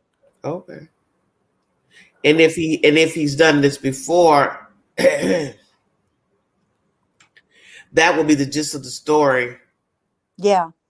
But I And am we don't know concerned. because Go ahead. we even okay, so if he did it before and he's like in that area, it doesn't mean that he hasn't done it before, because you got spring break and all these breaks and summer breaks and all of this stuff where you can go out of town and do your thing and then come back in town, you know? So until we're able to definitively say Corey that. says they think they have something on him, the police. Do you Do think I? they have a suspect in mind? No. Okay. Why not? You know, evidence Because has come back. So what if they do have a hit on a DNA? Maybe he's committed something petty where they took a DNA swab. That's why I think even they should probably start taking DNA swabs even for petty crimes, because petty can lead to felonious and oh also yeah, murder. right. I agree with that. I I'm confused by how on earth they can't have any DNA. I But don't know we where already that know. came Well, from. they ain't told us that, so I'm not going to think that. Okay, because I haven't. I mean, have you? I haven't heard law We don't know if enforcement he has hair, if he's bald, shedded hair. We don't know if he cut himself. All those sweat. people, he cut 4 people. There's no way I'm going to think he didn't cut himself. Either that or definitely that's a lot Because of it's multiple physical times they said multiple times he stabbed. So we don't even have a number how many times he stabbed each victim. He probably cut himself.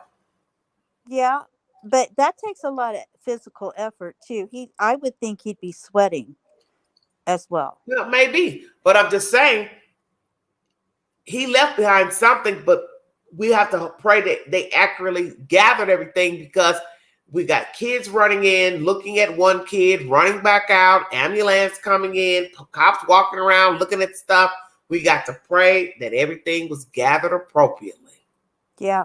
By the police officers or the forensic team. Let That's me ask you, my fear would be. have you heard law enforcement say they don't have DNA? All I know is they have evidence back, is what I've revealed in this audio here in this live stream. Okay, because that's what stuff has come back. They just didn't say what the stuff was. So it could be data, it could be evidence, it could be fibers, it could be hair, it could be anything. Yeah. I agree. I just don't see how he walked out there with nothing. Yeah. Well, he left something behind, but as they said, what's the problem is the kids kept people in the house. So you don't know what friends had which friends in the rooms, the kitchen, the day room, the living room, the common areas. The bedrooms, the bathrooms. All that. bathrooms. You don't even know who has been in the house last, who was in the house the day of, who was in the house the day before, 2 days before. You don't know who's been in the house. And if this is a serial in the making, what calling card did he leave behind? Like Ted Bundy and one of his, he told the police that he left his signature there, but they were too stupid to find it, and come to find out it was a bite mark. And they took his teeth, molds of his teeth, and it was the very first time they used dental evidence in a trial to convict somebody. Mm-hmm. So what calling card did he leave behind? You have to tune into my Ted Bundy video I did earlier in the week. Oh, yeah, I will do that, Queen. Okay. Yes, Gary says he messed up somewhere. I'm praying he did. Yeah, me too. I mean, you would think if it's his first time that he did. Somebody says Nancy Grace confirmed they have the killer's DNA, not in CODIS, but maybe they have to do the genealogy. That's what I heard. My thing is, as long as they have something is better than nothing. So, as the mother said, you've ruled out people too quickly. Well, compare that DNA to the people that you've ruled out. Right. You'd be a fool not to. And they might be in the process of doing just that.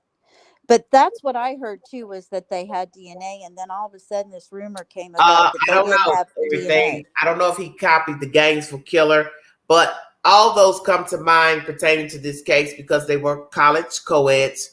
If this is a copycat of Theodore Bundy in Florida and or the Gainesville killer, you don't know because these children are much younger.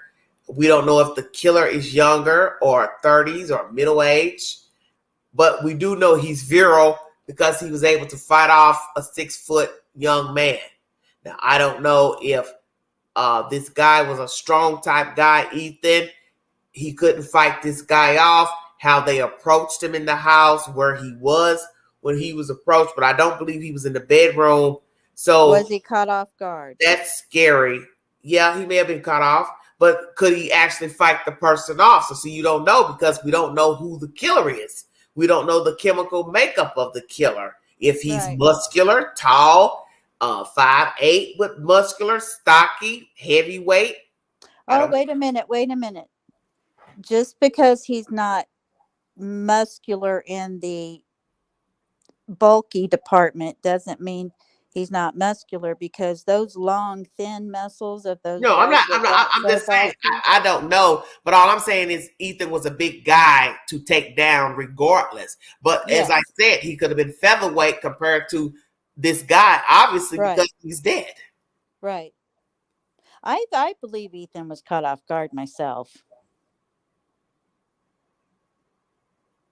It's very sick. Let me ask you this, and I'm going to check out here because I'm already 3 hours in. Do you believe the killer was at the vigil? Yes. Okay. And how did he behave? I think he was secretly gloating to himself, but on the outside, he made himself. Do you think he would be the type to cry in public? No, I think he would be the type to try to make himself as invisible as possible where nobody noticed him, but so inside he was gloating. He wouldn't cry in public to pretend that he was distraught over the deaths of the people that he actually killed. No, because I'm sure there was a lot of people there that weren't crying, so I don't think he would feel like he had to. Is he a loner? Yeah. Live alone? Yeah, I tend to say yeah, but maybe apartments or something. Or roommates, cat, like in this situation. Cat? Does he have a cat? A dog? I don't know that, hun. No, but I'm asking. Yes, we are. Oh, I got you. Girlfriend, no girlfriend, boyfriend, bisexual. What are we talking about? I think he's a loner with no girlfriend or boyfriend. Ooh, wouldn't that plotting the thicken the pot? If you found out he was bisexual. Oh yeah, definitely. Boy, they'd have a field day with that, wouldn't they? Oh yes. I have really enjoyed talking to you. Okay. Live alone, student, non-student. I think he lives alone. And what type of work does he do? The menial. Retail. Is he the guy at Best Buy to show you which TV to buy? Could be, or could be working at a restaurant. If it's a college student, then it could be somebody working in one of the little shops there, you know. Okay, so you don't think it's a coworker? No, I think it could have been, if we're going down that path, it could have been somebody that worked. Come on around with their that. area. Don't do that.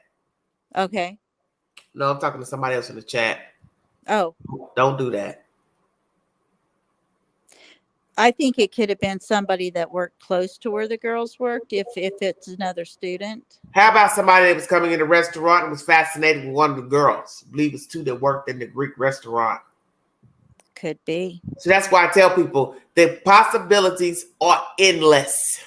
Well, and then if you're, if you're in the food industry, you're going to get more tips if you're all sweetie, nicey to your customers too. I've seen people go to the restaurant and the bar just because of the bartender, just because of the waitress. Right. And they'll tell you, oh, I'm only here because Susie works here. I come in on the hour she works. Pocket full of money. I remember this one guy, a bar I used to go to. He'd have all his money stuck in his front pocket. And he'd go sit there and throw tip money at this girl, blonde-haired girl, all night long. And I thought to myself, dear God, how pathetic. Yeah. Just pathetic.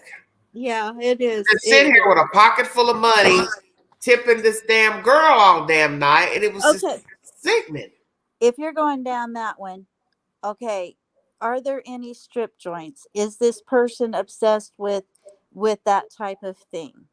I mean, because there's some that, like to go to those naked bars and things like that, and so you're kind of wondering if maybe, okay, if he liked to frequent those and then he saw the girls walking around, and nothing with their curtains open, and then he focuses on one or two of the girls. Oh, Corey, I didn't know what you were saying. I thought you were trying to say it was one of the relatives' son. I thought, dear God. Which, they said that in chat? Uh-huh. I'm curious to know They're which one They're talking about something else, not a family member. I thought they were trying to say a family member. So I thought, oh, that's gracious. I'd be curious which family member they're talking about. That would be. Now, as I told people, I do not have a rendering pertaining to the Idaho 4. I will not give a rendering until this case is solved because I do not know the children.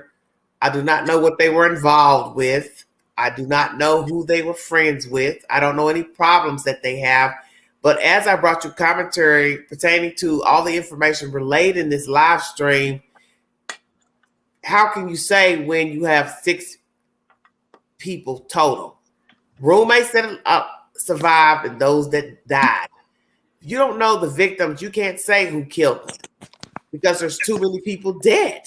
That's so you true. don't know who they talked to, who they angered, who was angry with them, a misunderstanding. You don't know.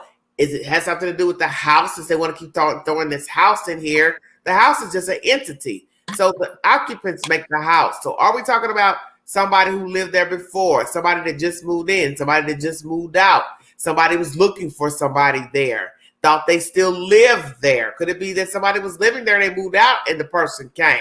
Who did they give the codes to, keys to their rooms?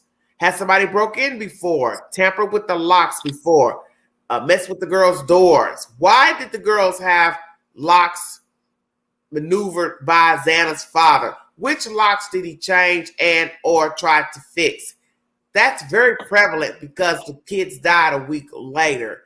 Did somebody try to break into this house? Did somebody try to jimmy the locks before? Did somebody try to jimmy the locks from on the inside while visiting? During a party, a function, or invited over? Did they invite the killer over the morning of, went to sleep, and he went on a rampage in the house while the girls were sleeping and the person who invited him? And then he killed everybody, left out with no explanation. Well, then he would have had to clean himself up, or if he was going back to that person's room. That's not what I said. He didn't go back. Okay. Yeah, I wondered that myself. Who's to say he didn't use it as an excuse to come over to kill the kids?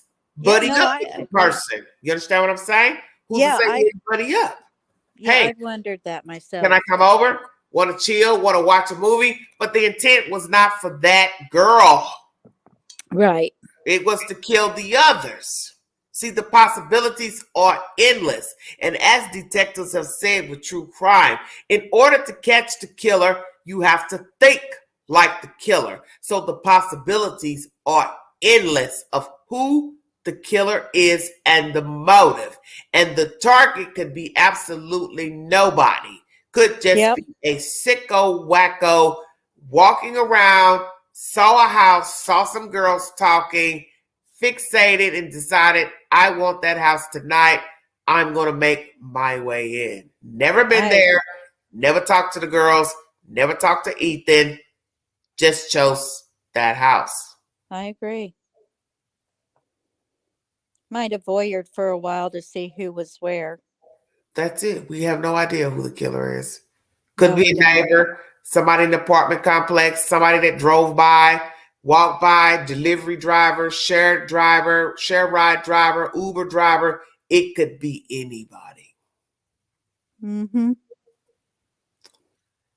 Ooh, yes, wow. it could have. Thank you for joining me, Lady V. Hey, thank you, Queen. I have really enjoyed our talk. And I appreciate you hearing me and letting me up. True. I think tomorrow I would like to take you all down a country road out of the Midwest of an Amish killing. That sounds interesting. Yes. A young man killed his wife, and they were Amish. And he had an older woman as the culprit. Wow.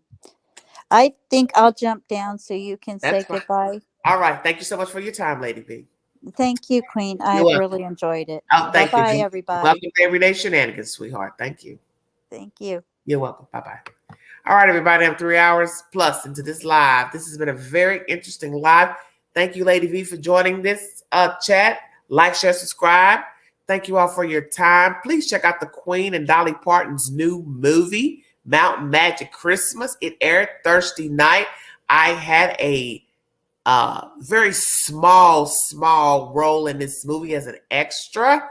You will see the Queen at the beginning of this movie at the casino scene. Thank you all so much for patronizing and the warm comments following this content and my other videos. 1,700 plus videos of true crime and various topics. Takeoff's killer has been apprehended. Thank you all so much.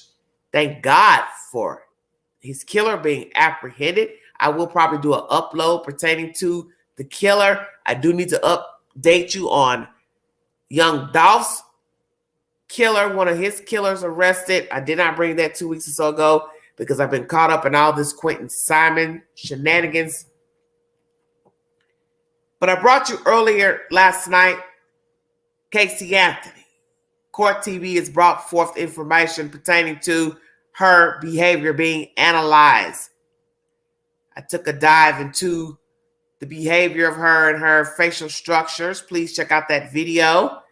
And naturally, I've continued my content on the Idaho 4. Who is the killer? Who is the perpetrator? One killer, more than one. One knife, more than one knife. Inside job, roommates. Did these girls ever fall out with each other? Had a disagreement? Somebody wanted one of the girls out? All of the girls out? What are we saying? Roommate number 6. Do they live there? Don't live there? If this is a roommate that lived there before, why is it being mentioned? I think it's time for the news broadcasters to thoroughly ask the questions as not to be confused about the information. It made no sense to go live pertaining to the doors and the locks with Xana'S father going to the house to fix the doors and not even know which damn door he fixed. You should have asked, when did you fix the doors? What's the date? Whose door did you fix? What was wrong with it? Did you put on a new lock? Had it been jimmied, tampered with, picked? What? Inside doors, outside doors. Those are the questions you ask. Instead of saying, oh, I don't know which doors it was. I don't know what was wrong with the doors. Then what the hell are we talking about? What is wrong with just asking, hey, which doors did you fix? Why were you fixing the doors? Because I do find it's interesting, a week before, 4 brutally murdered kids. The father of one of the victims was there to repair locks. So, bedroom locks, outside locks of the house, which would only be the front entrance. One guy giving testimony that when he lived there in 2009, they had keypad locks inside, but that was many moons ago. It is now 2022. You see a photograph of a regular door handle with no lock. Please go to my community board for that last video for verification. Did the girls have somebody lurking around, peeping Tom? Has somebody tried to break into the house before? Did the girls keep doors locked? Glass doors locked, windows locked. Was somebody a smoker? Would open a window or a door? Who was the responsible one out of the 3? Who was the more frisky one, frivolous one, talk too much, told things? What's their behavior? The target. Stay woke. Anybody doing anything illegal as far as pictures, escorting, any type of frivolous behavior? Bad hookup. Said something wrong on social media to somebody. Somebody on the job, you said something out of the way too. Could it be Ethan was a target? Somebody was jealous of him being with this Xana girl. See, the lists are endless. Maintenance worker had access to the house, had the code. Did the girls give the code out to whom? Why? How did the perpetrator enter the house? Through the pad, through the front, 3rd floor glass door, ground level 2nd glass door, window on that side of the building, 2nd level. How did the perpetrator get in? Thank you, Money Moves. Was this an inside job? The girls who lived in the house were jealous of the other girls, wanted them out, tired of partying, noise, pretty girls always posting pictures. Was this an inside job by the girls who lived in the house? Who is roommate number 6? Did they have belongings in the house? Did they just sign a lease or just cancel a lease? Who's been evicted recently? Stay woke. You see, when you get information to who the victims were, any altercations, legal problems, neighbor problems, complaints from neighbors, that is how you're going to find the killer. Because you have parents talking now, Mr. Goncalves, and now Xana's mother. The truth is on its way out. There's something to the kids being targets, Kaylee's stalker allegedly, locks being changed and or fixed. The truth is on its way out. Because somebody knows something about these kids and that house and the perpetrator. And if this is random, then God help us all. Because then that means it's anybody.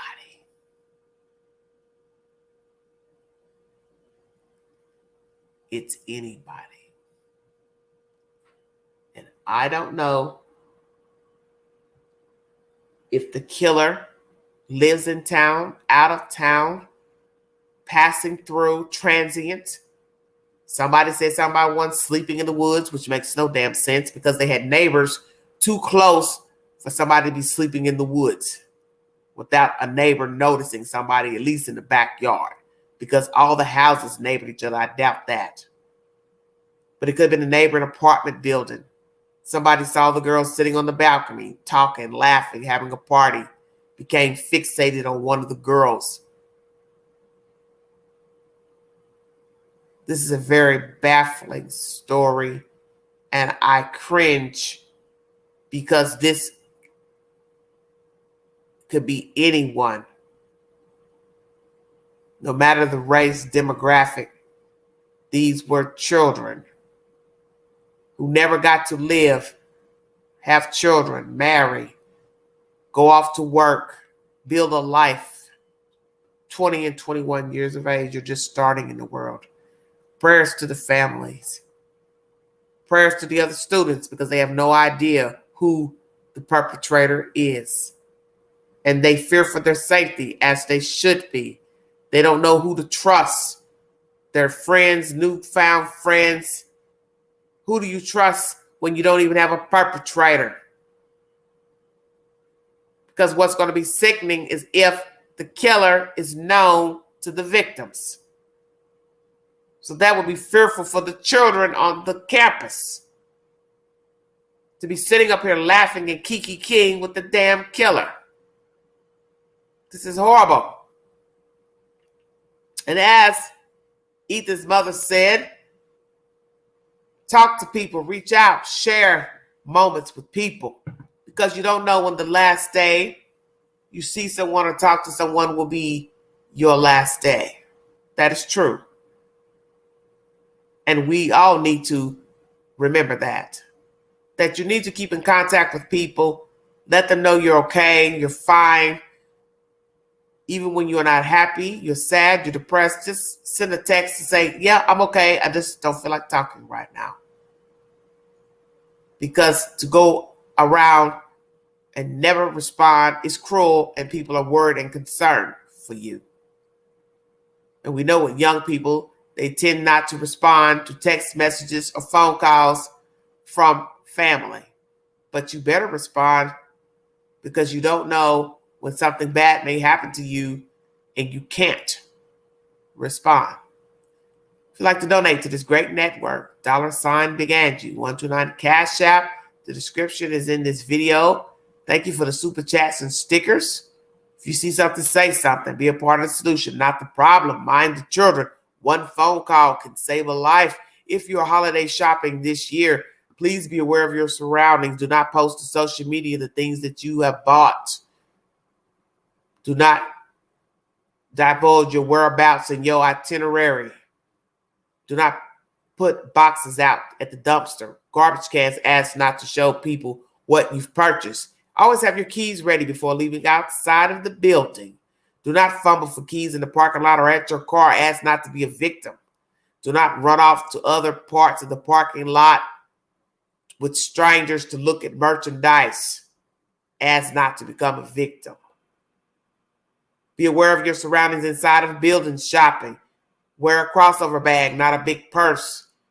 Always carry a bit of cash and not a debit card. Ask not to have to wait for things to get back on your debit card in case you want to exchange some things. Always ask for a receipt.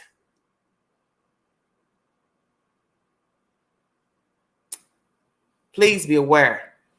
If you're not home for the packages, get somebody to pick them up at your house. This is the year of thievery and buffoonery, connery, fraud. So be very careful who you're talking to. Phone calls, asking for money, donations. Hang up the phone, block. Happy holidays to everybody. Please be safe. If you see something, please say something. Don't be one of those people that run to the news later after the shit that jumped off. It's too late then. Justice for Quentin Simon. Idaho 4. Shanquella Robinson. Rapper Takeoff and also Young Dolph. We live in a world where people are afraid to speak. They do not want to be labeled a snitch, and they do not want to have to testify in open court. But what they have to remember is one day it may be you that the truth needs to be revealed, and you will want people to step up and tell the truth about your demise. Snitching doesn't apply to children, and it shouldn't apply to adults. Good morning. Almost 7 a.m. in the high 10. God bless all of you. Stay safe. Happy weekend.